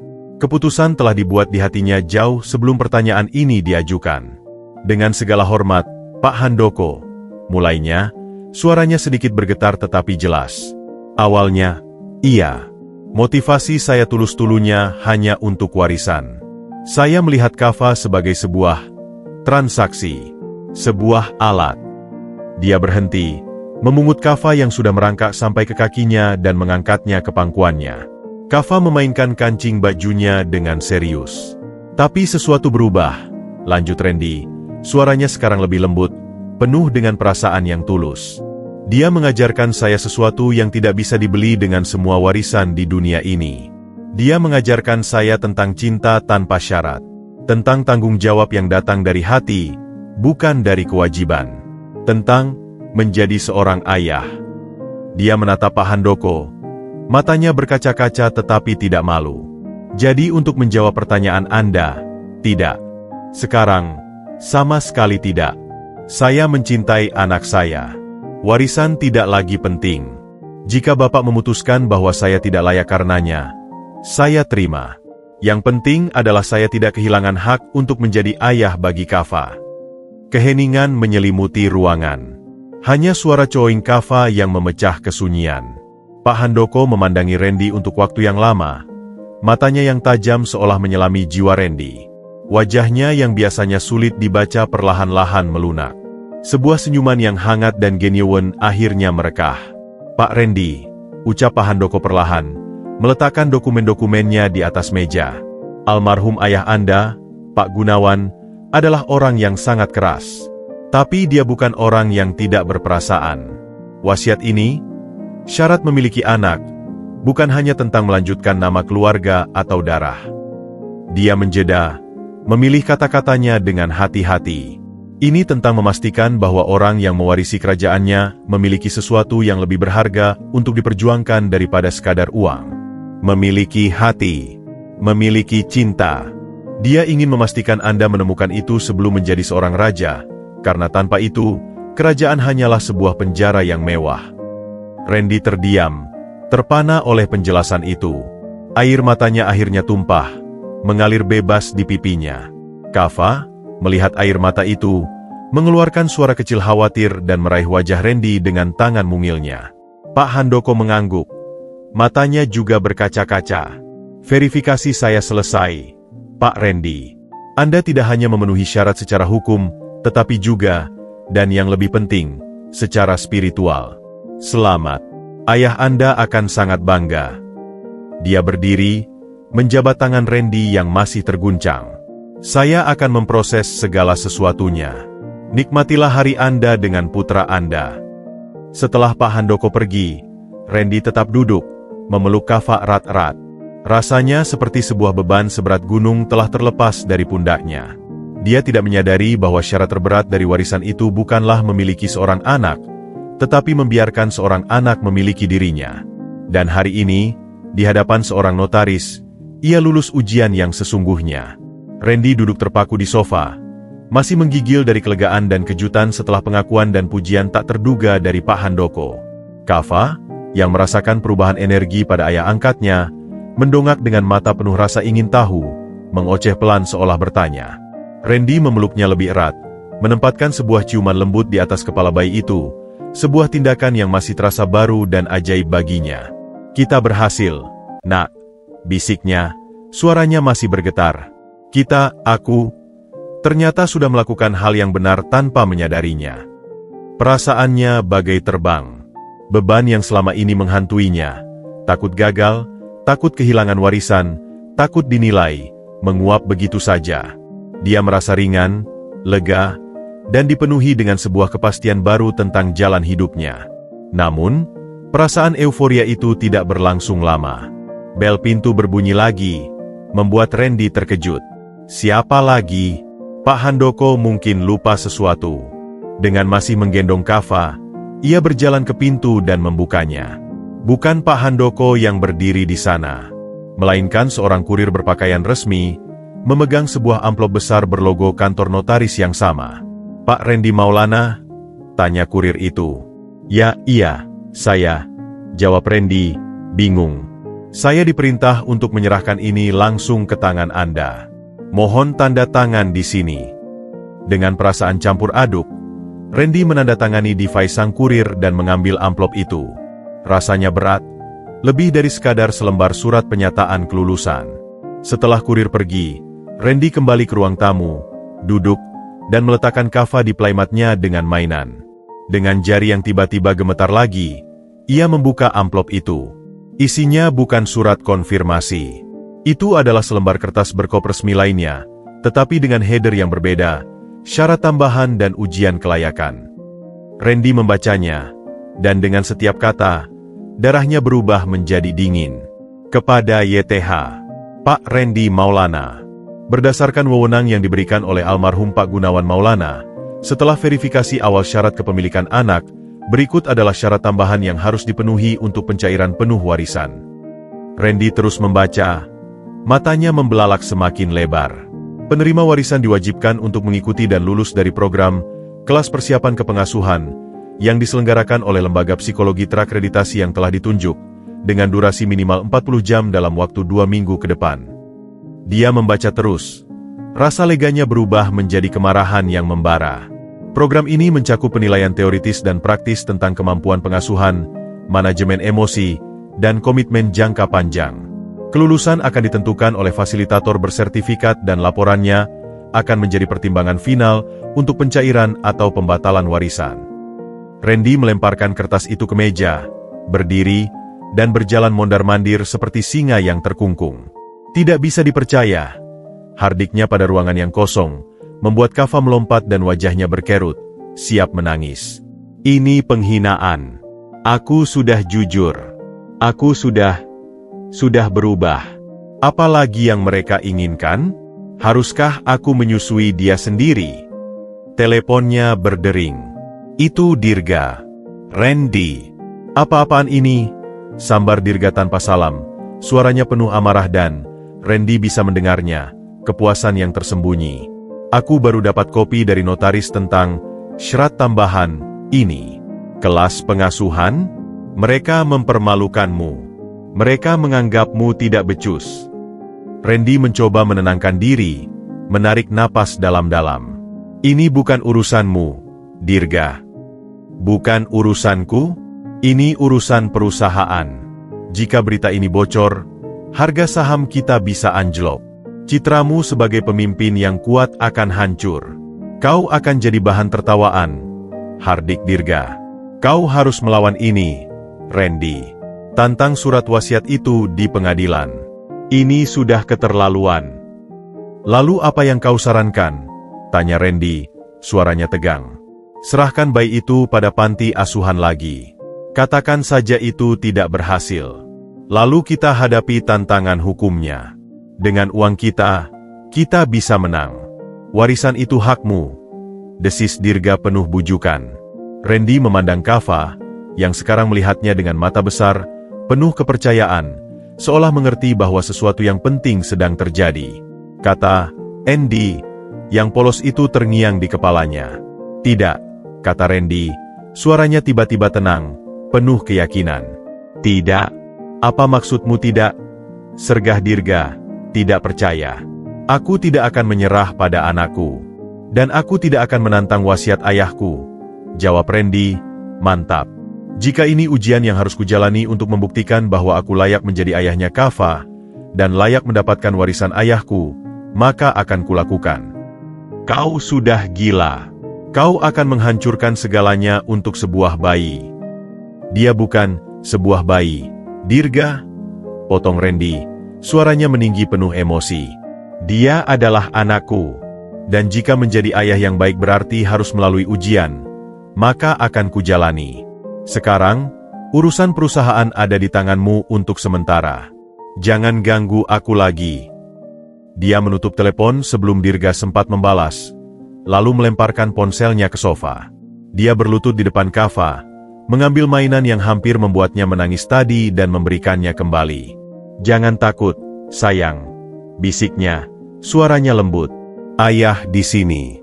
Ayah akan melakukan apapun untukmu. Untuk kita. Dia mengambil surat itu lagi, membaca detail lembaga psikologi dan jadwal kelasnya. Rasa marahnya belum sepenuhnya reda, tapi sekarang telah berubah menjadi sebuah tekad membara. Ini bukan lagi tentang warisan. Ini tentang membuktikan, pada dirinya sendiri, pada almarhum ayahnya, dan pada dunia, bahwa cintanya pada Kava adalah nyata. Bahwa perubahan dalam dirinya adalah otentik. Dia memandang Kava, yang sekarang tersenyum lagi, seolah memberi semangat. Baik, nak, gumam Randy, dengan senyum kecil yang penuh tekad. Ayah akan pergi ke sekolah lagi. Sekolah untuk belajar menjadi ayah terbaik untukmu. Keesokan harinya, penthouse Randy yang biasanya dipenuhi celotehan Kava pagi itu diselimuti oleh keheningan yang tegang. Randy duduk di meja makannya, secangkir kopi hitam yang sudah dingin terabaikan di depannya. Sebaliknya, Perhatiannya tertuju pada selembar kertas yang tergeletak di sampingnya, brosur dari Lembaga Psikologi Keluarga Harmoni, tempat kelas persiapan kepengasuhan nya akan diadakan. Jadwalnya padat, intens, dan bagi Randy, terasa sangat merendahkan. Modul 1. Memahami kebutuhan emosional bayi dan balita. Modul 2. Manajemen stres dan kesabaran dalam pengasuhan. Modul 3. Komunikasi efektif dengan anak usia dini. Setiap judul seolah meneriakkan ketidakcukupannya. Setiap kata adalah tuduhan halus bahwa ia tidak layak, bahwa ia adalah seorang penipu yang perlu dilatih ulang. Ponselnya berdering lagi. Kali ini bukan Dirga, tapi pengacara pribadinya, Fajar. "Randy, saya sudah menerima dan meninjau syarat tambahan dari notaris," kata Fajar, suaranya profesional dan tenang. "Ini tidak biasa, tapi secara hukum, ini sah selama tercantum dalam surat wasiat asli, yang memang kita tidak memiliki salinan lengkapnya." "Jadi, tidak ada yang bisa kita lakukan?" tanya Randy, suaranya parau. "Kita bisa mengajukan keberatan, meminta peninjauan ulang, tetapi prosesnya akan panjang, mahal, dan tidak ada jaminan menang. Dan, jika kita kalah, Anda bisa benar-benar kehilangan hak atas warisan," jelas Fajar. "Saran saya, patuhi saja. Ikuti kelasnya. Anggap saja sebagai formalitas." "Formalitas?" sergah Randy. "Mereka ingin saya, seorang CEO dari perusahaan konglomerat, duduk di kelas bersama para calon ibu dan ayah lainnya, belajar cara mengganti popok? Itu bukan formalitas, Fajar. Itu penghinaan." "Memang tidak ideal, Randy. Tapi lihat dari sudut pandang hukum, ini adalah jalan yang paling aman," bujuk Fajar. "Coba pikirkan. Hanya 2 minggu. Setelah itu, semuanya beres." Setelah menutup telepon, Randy berdiri dan berjalan ke jendela. Pandangannya menerawang ke gedung-gedung pencakar langit yang menjadi kerajaannya. Di sanalah, ia merasa berkuasa, dihormati, ditakuti. Di sana, ia adalah Randy Maulana, sang raja bisnis. Tapi di sini, di penthouse ini, dengan brosur kelas pengasuhan di tangannya, ia merasa seperti seorang impostor, seorang anak kecil yang tersesat di dunia orang dewasa. Apakah Fajar benar? Apakah ini hanya formalitas yang harus dilalui? Atau apakah ini benar-benar cara ayahnya dari alam kubur untuk mempermalukannya? Untuk menunjukkan bahwa ia tidak akan pernah cukup baik? Keraguan-raguan menggerogotinya. Mungkin Dirga yang benar. Mungkin ia sudah menjadi lemah. Mungkin cinta yang ia rasakan untuk Kava hanyalah ilusi, sebuah kelemahan emosional yang membuatnya mudah diserang. Dia memutar pada brosur itu lagi. Investasi waktu 40 jam untuk menginvestasikan cinta seumur hidup untuk buah hati Anda. Kalimat itu menyentuhnya dengan cara yang tidak ia sangka. Investasi cinta selama ini, semua investasinya diukur dengan return on investment, ROI, dalam bentuk uang. Tapi investasi cinta? Apa ROI-nya? Kebahagiaan? Kepuasan batin? Sebuah senyuman dari Kava? Dia berbalik dan melihat ke arah kamar Kava. Nenek Tari sedang menyuapinya bubur. Kava, dengan wajah yang belepotan, tertawa riang saat Nenek Tari membuat suara pesawat terbang dengan sendok. Dan pada saat itu, sebuah pertanyaan muncul dalam benak Randy, begitu jernih dan mengganggu. Apakah aku cukup baik untuknya? Bukan apakah ia cukup kaya, atau cukup powerful. Tapi apakah ia cukup sabar? Cukup penyayang? Cukup baik? Konflik batinnya mencapai puncaknya. Di satu sisi, ego dan kebanggaannya menjerit untuk melawan, untuk menantang wasiat itu, untuk membuktikan bahwa tidak ada yang berhak meragukan kemampuannya, bahkan ayahnya sendiri. Di sisi lain, ada sebuah keinginan yang lebih dalam, lebih tenang, yang hanya ingin menjadi ayah yang layak untuk bayi yang tertawa di kamar sebelah itu. Sebuah keraguan yang tulus bahwa mungkin, hanya mungkin, ia memang masih perlu belajar. Dia mengambil ponselnya lagi. Jarinya melayang di atas nomor Dirga, lalu di atas nomor lembaga psikologi tersebut. Pilihannya sederhana, tapi terasa seperti jurang yang dalam. Mempertahankan citra dirinya sebagai pengusaha tangguh yang tidak bisa disudutkan, atau merendahkan dirinya untuk kemungkinan menjadi ayah yang lebih baik. Dia menutup matanya, dan yang ia lihat adalah tatapan penuh kepercayaan di mata Kava saat memanggilnya, Andy. Dengan napas berat, ia membuat pilihannya. Jarinya menekan nomor lembaga psikologi. Halo, saya Randy Maulana. Saya ingin mendaftar untuk kelas persiapan kepengasuhan yang dimulai minggu depan. Senin pagi, Randy berdiri di depan gedung Lembaga Psikologi Keluarga Harmoni, sebuah villa yang direnovasi di kawasan yang tenang, jauh dari kesibukan pusat bisnisnya. Ia merasa seperti orang yang salah alamat. Di tangannya, ia memegang tas laptop kulitnya yang mewah, yang terasa tidak sesuai dengan brosur kelas pengasuhan yang ia pegang di tangan lainnya. Ia mengenakan setelan kasual yang mahal, tetapi justru merasa lebih telanjang dan tidak terlindungi daripada ketika mengenakan armor jas Armani-nya. Dia menarik napas dalam-dalam, merasakan betapa tingginya ego yang harus ditelannya untuk melangkah masuk. Ini untuk Kava, katanya pada dirinya sendiri, seperti sebuah mantra. Ini untuk membuktikan bahwa kau bisa melakukan ini. Pintu kayu besar terbuka, dan ia disambut oleh suara ramai dan hangat yang sama sekali tidak ia harapkan. Ruang tunggu itu dipenuhi oleh pasangan-pasangan, calon orang tua dengan perut buncit, atau orang tua baru dengan mata berkantung namun bersinar, yang terlibat dalam percakapan santai. Suasana akrab dan mendukung yang terpancar justru membuat Randy semakin merasa seperti ikan di luar air. Seorang wanita parubaya dengan kacamata dan syal warna-warni, yang ternyata adalah fasilitator utama, Ibu Dewi, menyambutnya dengan hangat. Selamat pagi. Anda pasti Pak Randy? Silakan masuk.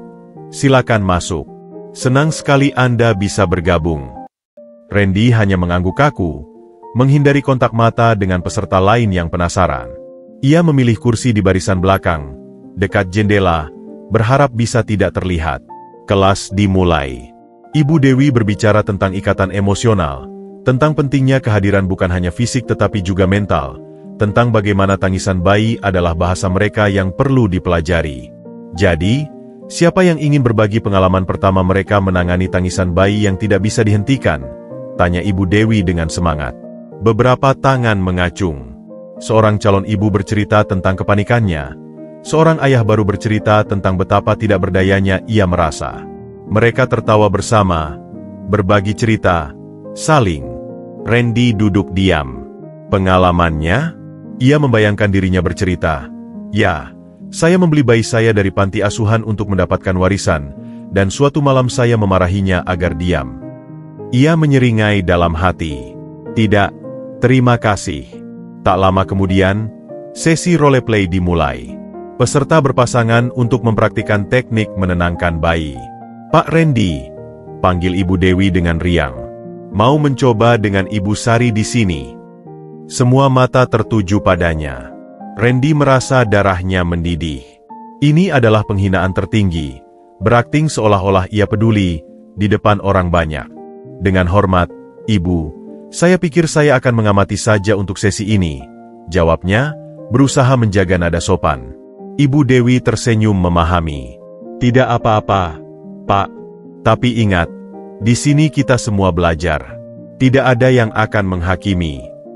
Tapi Randy merasa dihakimi.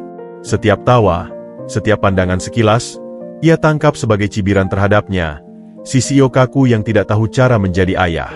Saat istirahat, saat peserta lain menikmati kue dan saling berbagi foto anak mereka di ponsel, Randy berdiri sendiri di sudut, menatap ponselnya yang penuh dengan email bisnis yang menuntut perhatiannya. Dirga telah mengiriminya 3 email tentang pertemuan yang ia lewatkan. Seorang peserta lain, BPK Adi, seorang guru SMA yang tampaknya polos dan baik hati, mendekatinya. Pertama kali, ya? Sedikit overwhelming, bukan? Ujarnya sambil menawarkan sepotong kue. Randy meliriknya, tidak mengambil kue. Sesuatu seperti itu, jawabnya singkat. Anak saya yang kedua sudah berusia 3 tahun, tapi saya tetap merasa perlu belajar lagi, kata BPK Adi dengan santai, tidak peduli dengan penolakan Randy. Tidak ada sekolah untuk menjadi orang tua, jadi kita harus mencari ilmu dimanapun kita bisa. Sepertinya saya tidak punya pilihan, gerutu Randy. BPK Adi tersenyum. Kita selalu punya pilihan, Pak. Pilihan untuk tidak datang, misalnya. Tapi Bapak ada di sini. Itu berarti, di suatu tempat di dalam hati, Bapak peduli untuk belajar. Dan itu adalah langkah pertama yang hebat. Perkataan sederhana itu menyentuh sesuatu dalam diri Randy. Ia memandang BPK Adi, lalu melihat sekeliling ruangan. Ia melihat pasangan-pasangan itu, dengan semua ketidaksempurnaan dan keraguan mereka, tetapi dengan semangat yang tulus untuk menjadi lebih baik. Dan untuk pertama kalinya, ia tidak melihat mereka sebagai orang asing yang naif, tetapi sebagai rekan seperjuangan. Sesi berikutnya adalah tentang manajemen emosi orang tua. Ibu Dewi berbicara tentang bagaimana amarah dan kefrustrasian adalah hal normal, tetapi bagaimana menyalurkannya dengan sehat. Terkadang, hal terbaik yang bisa kita lakukan adalah mengakui bahwa kita sedang berjuang, katanya. Meminta bantuan bukanlah kegagalan. Kata-kata itu mengena di hati Randy. Ia telah menghabiskan seumur hidupnya untuk tidak pernah meminta bantuan, untuk tidak pernah menunjukkan kelemahan. Tapi dengan Kava, ia selalu berjuang. Dan itu tidak apa-apa. Saat kelas berakhir, Ibu Dewi mendekatinya. Bagaimana hari pertama Anda, Pak Randy? Randy menghela napas. Egonya masih terluka, tapi sesuatu telah melunak. Ini menantang. Akunya, yang sudah merupakan sebuah kemajuan besar. Ibu Dewi tersenyum. Parenting selalu menantang. Tapi yang penting adalah kita tidak menyerah. Dia meletakkan tangan di bahunya. Dia pasti sangat spesial, putra Anda, sampai-sampai Anda bersedia melakukan semua ini untuknya. Randy memandangnya, dan untuk pertama kalinya hari itu, ia membiarkan dirinya tersenyum kecil. Ya, katanya, suaranya hampir seperti bisikan. Dia sangat spesial. Perjalanan pulang terasa berbeda. Pikiran Randy tidak lagi dipenuhi oleh kemarahan atau penghinaan, tetapi oleh kata-kata yang ia dengar hari itu. Belajar, peduli, tidak menyerah. Saat ia memasuki penthouse, Kava, yang sedang digendong Nenek Tari, langsung mengeluarkan suara riang dan menggapai-gapai ke arahnya. Andy! Andy! Randy mengambilnya, memeluknya erat. Bau bayi yang familiar dan hangatnya tubuh kecil itu terasa seperti sebuah pengingat yang sempurna tentang mengapa ia memilih jalan yang sulit ini. Bagaimana kelasnya, Pak Randy? Tanya Nenek Tari. Randy menghela napas, menatap mata Kava yang berbinar-binar. Sulit, katanya jujur. Tapi, mungkin itu hal yang baik. Dia mencium kening Kava, karena dia layak mendapatkan yang terbaik. Dan aku akan belajar bagaimana memberikannya padanya. Ia memilih jalan yang sulit. Dan untuk pertama kalinya, itu terasa seperti sebuah kemenangan, bukan sebuah kekalahan. Kelas pengasuhan memasuki hari kelima. Randy mulai terbiasa dengan ritme barunya. Pagi-pagi, ia akan menghabiskan waktu dengan Kava, kemudian berangkat ke lembaga harmoni, dengan tas berisi notebook dan pulpen, bukan laptop. Ia bahkan mulai, dengan sangat enggan, ikut serta dalam sesi roleplay, meski dengan kikuk dan sering disertai cibiran halus dari beberapa peserta lain yang masih melihatnya sebagai orang aneh dari dunia lain. Hari itu, kelas membahas topik, menangani keadaan darurat dan penyakit umum pada bayi. Randy, yang biasanya duduk relaks, atau setidaknya berpura-pura, pagi itu duduk dengan tegang. Pikirannya tidak di kelas. Pikirannya tertuju pada Kava, yang pagi tadi terlihat sedikit lesu dan tidak semangat saat menyusu. Penting untuk memantau suhu tubuh, kata Ibu Dewi, memegang termometer digital.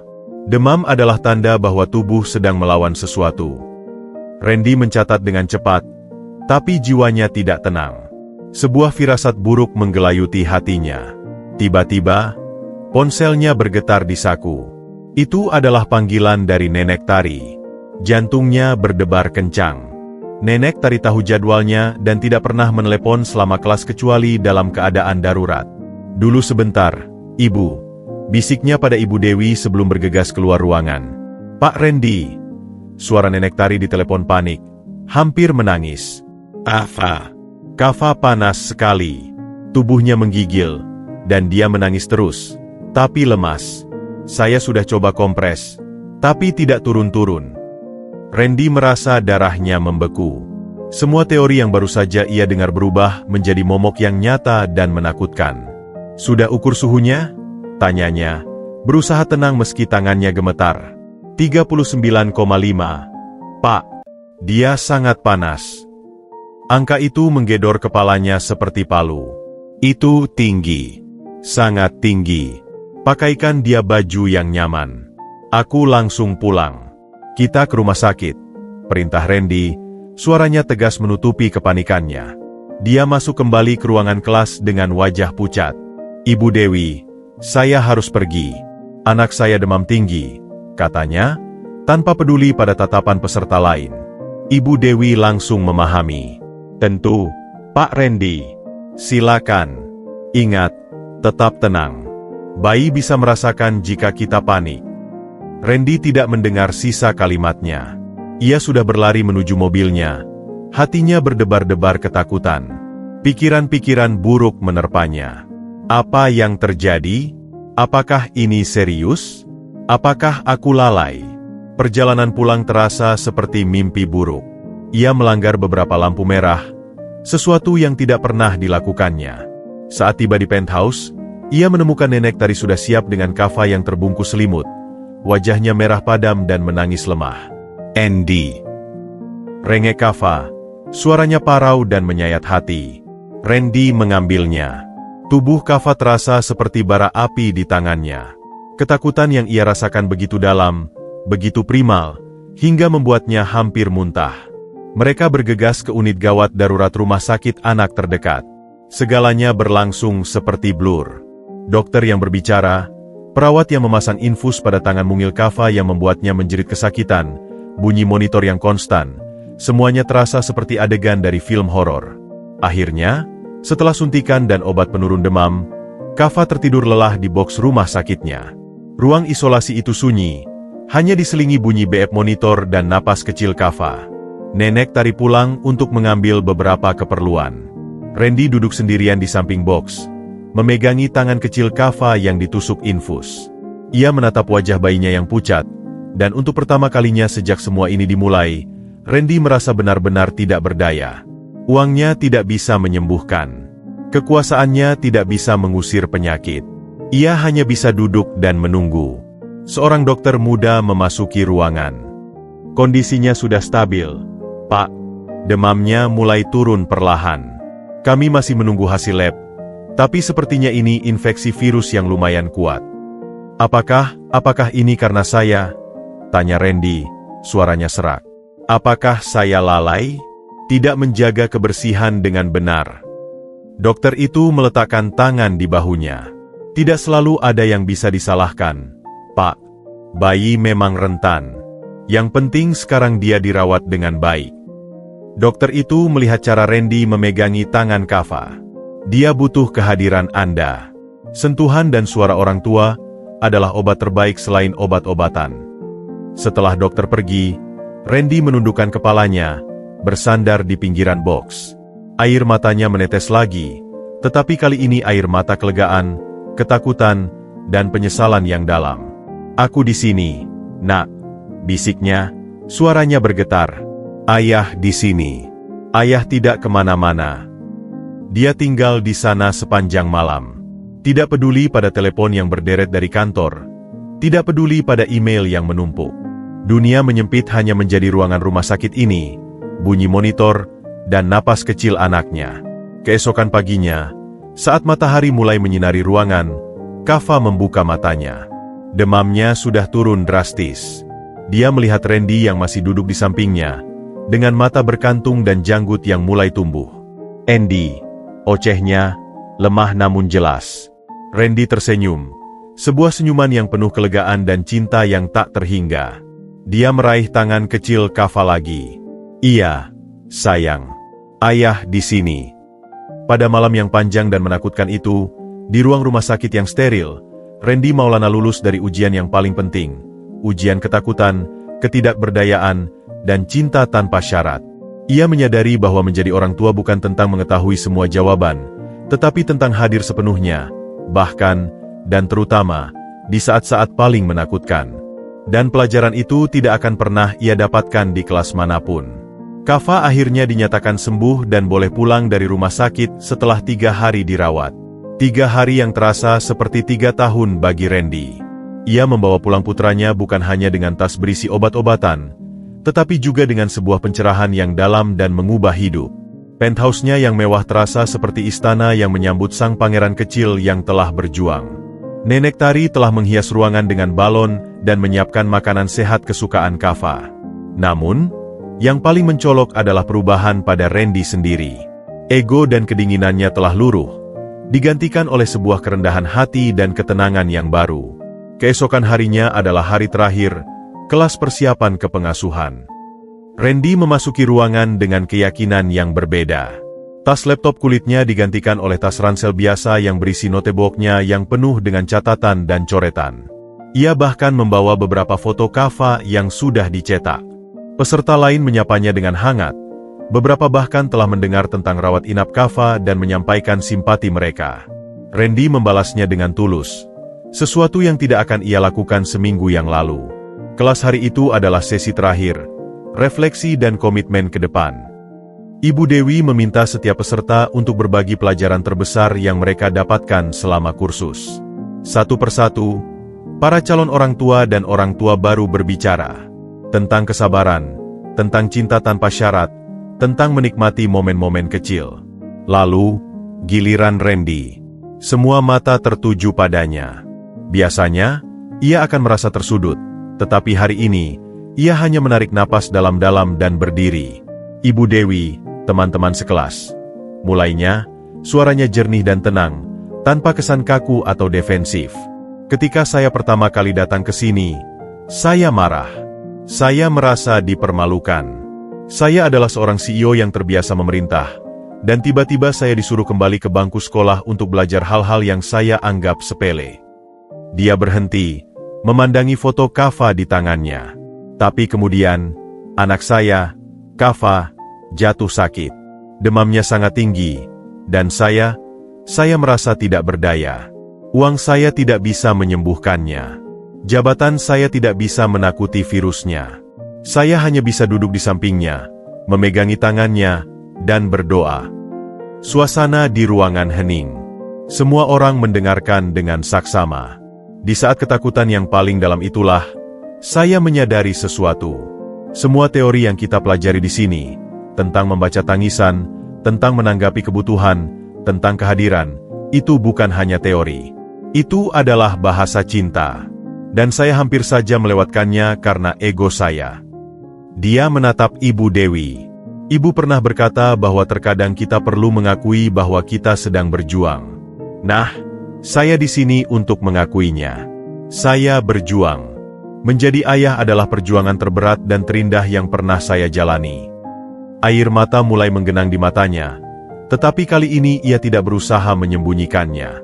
Pelajaran terbesar yang saya dapatkan bukan dari buku atau roleplay, tetapi dari tangan mungil anak saya yang menggenggam jari saya di tengah malam di rumah sakit, seolah mengatakan, "Ayah, aku percaya padamu."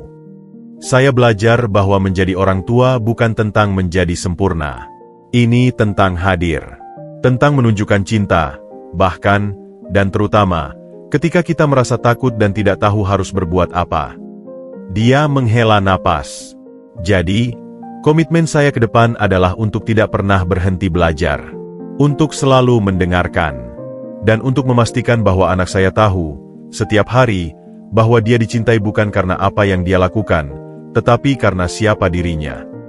Dia duduk. Keheningan menyelimuti ruangan selama beberapa saat, lalu tepuk tangan hangat menggelegar. Beberapa ibu bahkan mengusap air mata mereka. Ibu Dewi mendekatinya. Matanya juga berkaca-kaca. "Terima kasih, Pak Randy." Itu adalah refleksi yang sangat jujur dan berani. Dan saya pikir, dengan pelajaran itu, Anda tidak hanya lulus dari kelas ini. Anda telah lulus dari ujian terberat menjadi orang tua, kerendahan hati. Setelah kelas, Ibu Dewi menyerahkan sebuah sertifikat kelulusan kepadanya. Tapi lebih dari selembar kertas, Randy merasa telah mendapatkan sesuatu yang jauh lebih berharga. Penerimaan atas ketidaksempurnaannya sendiri dan keyakinan yang baru ditemukan dalam perjalanannya sebagai seorang ayah. Dalam perjalanan pulang, ia mampir ke toko mainan dan membelikan Kava sebuah boneka beruang yang lembut. Bukan sebagai pengganti, tetapi sebagai simbol janji untuk selalu ada, dalam suka dan duka. Saat ia tiba di penthouse, Kava yang sudah kuat kembali menyambutnya dengan celotehan riang. Randy mengangkatnya tinggi-tinggi, berputar-putar, membuat Kava tertawa terbahak-bahak. "Ayah pulang, nak?" serunya. Suaranya penuh kebahagiaan yang tak terbendung. Dan ayah membawa serta seorang ayah yang baru. Ia memeluk Kava erat-erat, menyadari bahwa pengakuan ketidakberdayanya di hadapan orang lain justru telah memberinya kekuatan yang paling besar. Kekuatan untuk mencintai dan dibutuhkan dengan tulus. Perjalanannya untuk mendapatkan warisan telah berubah menjadi perjalanan untuk menemukan jati dirinya yang sebenarnya, bukan sebagai pengusaha yang tangguh, tetapi sebagai seorang ayah yang penyayang. Kehidupan di penthouse Randy mulai menemukan ritme barunya, sebuah ritme yang diwarnai oleh tawa Kava, kebersamaan yang hangat, dan kedamaian yang sebelumnya asing bagi Randy. Sertifikat kelulusan dari kelas pengasuhan terpajang dengan bangga di lemari es, sebelah gambar coretan abstrak pertama Kava, sebuah simbol dari perjalanan transformasinya. Suatu sore yang cerah, Randy sedang duduk di lantai, membantu Kava yang sekarang sudah bisa merangkak dengan lancar untuk mengejar bola mainan berwarna cerah. Teleponnya berdering. Bukan nomor yang ia kenal, tapi atas dasar kebiasaan profesional, ia mengangkatnya. "Halo, Pak Randy Maulana?" Suara seorang wanita, terdengar resmi dan sedikit tegang. "Iya, betul. Dengan siapa ini?" "Ini Ibu Ani dari Panti Asuhan, Harapan Bunda." "Maaf mengganggu, Pak. Ada sesuatu yang perlu saya sampaikan. Bisa kita bertemu? Ini agak sensitif." Hati Randy berdebar. Panti Asuhan. Itu adalah bagian dari hidupnya yang ingin ia tinggalkan. Sebuah pengingat akan motivasi awalnya yang kelam. "Tentu, Ibu. Saya bisa datang sekarang juga," jawab Randy. Rasa khawatir mulai menggerogoti perutnya. 1 jam kemudian, Randy sudah duduk kembali di ruang tamu sederhana Panti Asuhan, tempat segalanya bermula. Ibu Ani terlihat jauh lebih tua dan lebih streset dari pertemuan terakhir mereka. "Terima kasih sudah datang, Pak Randy." Ibu Ani membuka percakapan, tangannya meremas-remas sapu tangan. "Ini tentang Kava." Randy langsung siaga. "Ada apa dengan Kava? Apakah ada masalah kesehatannya?" "Dokumennya." "Ibunya, maksud saya, ibu kandung Kava," jelas Ibu Ani, suaranya bergetar. "Dia punya keluarga, sepupu, atau mungkin bibinya. Mereka menghubungi panti." Randy mengerutkan kening. "Saya pikir Kava tidak memiliki keluarga yang diketahui. Itu yang tercatat dalam dokumen." "Itu yang kami kira juga, Pak. Tapi ternyata, beberapa hari yang lalu, seorang pengacara menghubungi saya. Dia mewakili keluarga dari pihak ibu kandung. Mereka mengetahui soal adopsi ini. Dan mereka juga mengetahui soal warisan besar yang akan diterima Kava." Randy merasa udara di ruangan itu mendadak pengap. Lalu, apa yang mereka inginkan? Ibu Ani menarik napas dalam-dalam. Mereka mengklaim bahwa proses adopsi dilakukan dengan tergesa-gesa, bahwa mereka sebagai keluarga darah seharusnya memiliki hak utama untuk mengasuh Kava. Mereka mengancam akan menggugat secara hukum untuk membatalkan adopsi dan meminta hak asuh. Randy berdiri, tidak bisa duduk tenang. Itu tidak mungkin. Prosesnya sah secara hukum. Dan mereka di mana ketika Kava lahir dan tidak ada yang mau menjemputnya?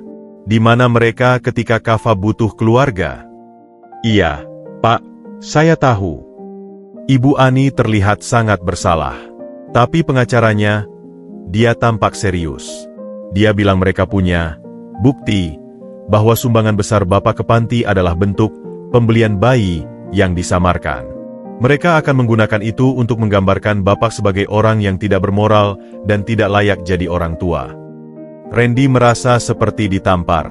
Ancaman itu cerdik dan keji. Ia memang datang dengan niat buruk, dan itu adalah titik lemah terbesarnya.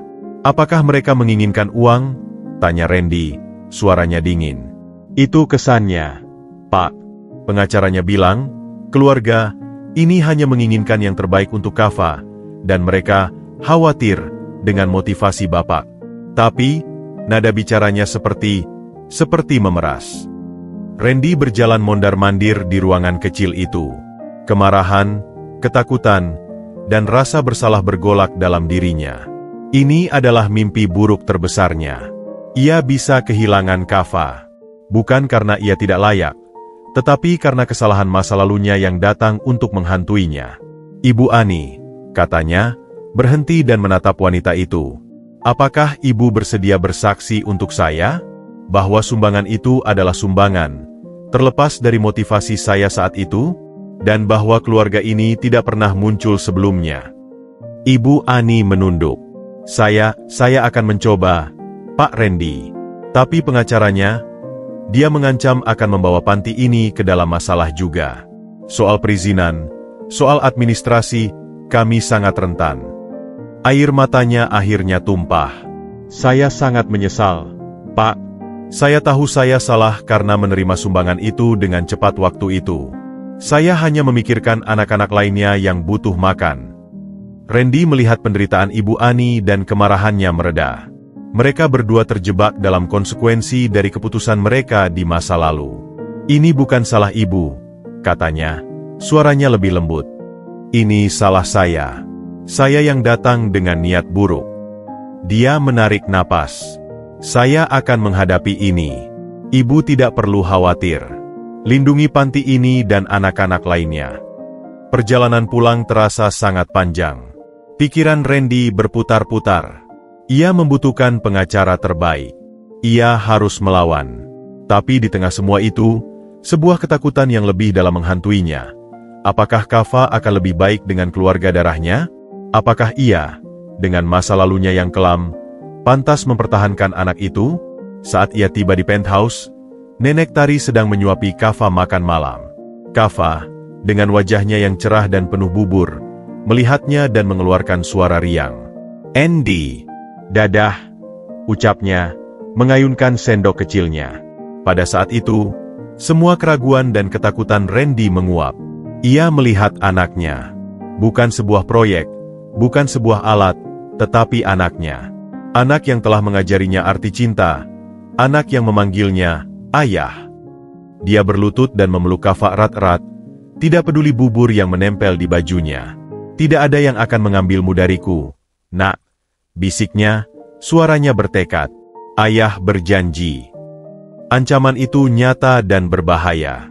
Tapi Randy bukan lagi pria yang sama yang datang ke panti asuhan itu berbulan-bulan yang lalu. Sekarang, dia memiliki sesuatu yang layak diperjuangkan, bukan warisan, tetapi seorang anak. Dan untuk itu, ia akan bertarung sampai tetes darah terakhir. Pertarungan untuk menjadi ayah yang sah, bukan hanya di mata hukum, tetapi di hati putranya, telah dimulai. Ruangan pengadilan terasa dingin, sunyi, dan penuh dengan tekanan yang hampir bisa dipegang. Udara berbau disinfektan dan kayu tua. Randy duduk di bangku tergugat, mengenakan setelan jas charcoal grey yang sempurna, tapi kali ini, pakaian mahalnya itu terasa seperti baju zirah yang berat, bukan simbol kekuatan. Di sampingnya, duduk pengacaranya, Fajar, dengan tumpukan dokumen dan ekspresi serius. Di seberang ruangan, duduk keluarga, pihak penggugat. Sepasang suami istri parubaya dengan wajah yang mengkilat oleh keserakahan yang tersamar, dan pengacara mereka yang bermata tajam dan tampak percaya diri. Mereka sesekali melirik ke arah Randy dengan pandangan penuh penghakiman dan superioritas. Hakim, seorang wanita berusia lanjut dengan wajah berkeriput dan mata yang bijaksana, membuka persidangan. Persidangan untuk kasus permohonan pencabutan hak asuh dan pembatalan adopsi ini dimulai. Pengacara penggugat, BPK Victor, langsung membuka dengan serangan. Yang mulia, kami di sini mewakili keluarga darah dari almarhumah ibu kandung dari anak yang dikenal sebagai Kava. Keluarga kami sebelumnya tidak mengetahui kelahiran anak malang ini karena komunikasi yang terputus. Begitu mengetahui, kami sangat ingin memberikan yang terbaik, sebuah rumah yang penuh dengan cinta dan ikatan darah. Dia berjalan mendekati hakim. Namun, apa yang kami temukan? Sebuah proses adopsi yang terburu-buru, didorong oleh motivasi finansial yang tidak murni. Tergugat, seorang pengusaha kaya raya, membeli bayi itu dengan menyamar melalui sumbangan besar ke panti asuhan yang sedang kesulitan. Ini adalah pembelian bayi yang terselubung, yang mulia. Dan apakah motivasi ini? Bukan cinta, tapi untuk memenuhi syarat menerima warisan miliaran rupiah. Setiap kata seperti pukulan palu bagi Randy. Itu adalah kebenaran yang menyakitkan, dibalut dalam narasi yang jahat. Fajar membela dengan menyoroti keabsahan hukum dokumen adopsi dan ketidakhadiran keluarga penggugat selama ini. Tapi BPK Victor dengan licin terus menyoroti sumbangan besar Randy sebagai bukti quid pro quo. Hakim mendengarkan dengan seksama, wajahnya sulit dibaca. Lalu, giliran Randy untuk memberikan kesaksian. Dengan langkah berat, ia menuju ke mimbar. BPK Victor langsung menyergap. Pak Maulana, apakah benar Anda mengadopsi Kava hanya untuk memenuhi syarat warisan? Randy menatapnya, lalu menatap hakim. Awalnya, iya. Itu motivasi saya. Itu adalah kesalahan terbesar dan paling memalukan dalam hidup saya. Jawaban jujurnya itu membuat ruangan berdesis. Bahkan pengacaranya, Fajar, terlihat nervous. Tapi, lanjut Randy, suaranya semakin kuat. Motivasi itu berubah. Berubah sejak malam pertama saya mendengar tangisannya, sejak dia pertama kali tersenyum pada saya, sejak dia memanggil nama saya untuk pertama kalinya dengan percaya. Air matanya mulai menggenang, tetapi ia tidak peduli. Dia mengajarkan saya arti cinta yang tidak pernah saya ketahui sebelumnya. Dia menyelamatkan saya dari kehidupan yang hampa dan egois. BPK Victor menyeringai. Sebuah perubahan hati yang sangat konvenien. Bukan, Pak? Tepat sebelum persidangan ini. Randy mengabaikan sarkasmenya. Ia memandang hakim. Yang mulia, saya tidak akan menyangkal masa lalu saya. Itu kelam dan salah. Tapi tanyakan pada saya sekarang, apakah saya mencintai anak saya? Ya, dengan segenap jiwa dan raga saya. Tanyakan apakah saya layak? Saya berusaha setiap hari untuk menjadi layak. Saya bahkan mengikuti kelas pengasuhan untuk belajar menjadi ayah yang lebih baik. Bukankah setiap orang tua, baik darah maupun tidak, juga belajar? Bukankah cinta yang diwujudkan dalam tindakan lebih penting daripada sekadar ikatan gen? Hakim mengangguk pelan, matanya tajam. BPK Victor berusaha menyerang lagi, tetapi hakim mengangkat tangannya. Cukup. Saya sudah mendengar cukup banyak tentang motivasi awal tergugat. Sekarang, saya ingin melihat bukti cinta yang diwujudkan dalam tindakan itu. Tergugat, ada bukti yang bisa Anda tunjukkan. Inilah saat yang ditunggu Randy. Fajar segera mengajukan berkas.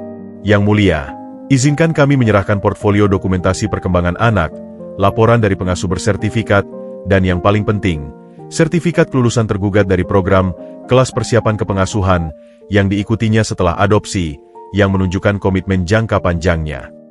Hakim membuka portfolio itu. Di dalamnya, ada ratusan foto, Randy yang kikuk mengganti popok, Randy tertawa bersama Kava di taman, Randy tertidur lelah di samping boks rumah sakit, video-video pendek celotehan Kava memanggil, "Ayah." Tidak ada yang bisa disangkal. Itu adalah bukti cinta yang nyata dan tulus. Hakim kemudian memandang kepada pihak penggugat. Dan kepada penggugat, selain klaim ikatan darah, apa bukti komitmen dan cinta kalian untuk kesejahteraan anak ini? Apakah ada kunjungan? Ada upaya menghubungi sebelumnya? Atau, ini hanya tentang warisan yang sekarang melekat pada dirinya? Pihak penggugat terdiam. Wajah mereka memerah. Pengacara mereka gagap, hanya bisa mengulang tentang hak darah. Hakim memutuskan untuk istirahat sejenak. Beberapa jam yang menegangkan kemudian, sidang dibuka kembali. Hakim membacakan putusannya dengan suara yang lantang dan jelas. Setelah mempertimbangkan semua bukti dan kesaksian, pengadilan menyatakan bahwa proses adopsi yang dilakukan oleh tergugat, Randy Maulana, adalah sah secara hukum. Tidak ada bukti yang cukup untuk membatalkannya. Randy menarik napas lega, tangannya mengepal. Hakim lanjutkan, lebih jauh, pengadilan mempertimbangkan bahwa ikatan emosional dan psikologis yang telah terbentuk antara tergugat dan anak adalah sangat kuat dan telah terbukti menguntungkan bagi perkembangan anak.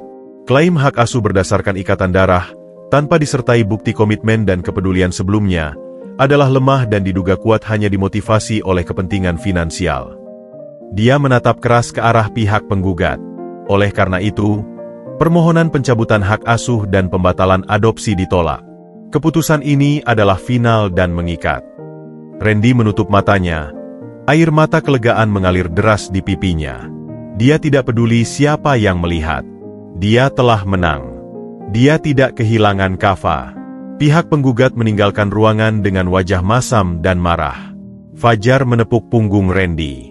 Kita menang, Randy. Anda menang. Tapi Randy hanya bisa memikirkan satu hal. Ia segera mengeluarkan ponselnya dan menelepon Nenek Tari. Kami menang, bisiknya, suaranya parau karena emotion. Di mana Kava? Dia di sini, Pak. Sedang main. Tunggu sebentar. Terdengar suara riuh kecil. Lalu suara ocehan Kava yang jelas di telepon. Andy, ayah. Randy tersenyum melalui air mata. Iya, nak. Ayah di sini. Ayah akan segera pulang.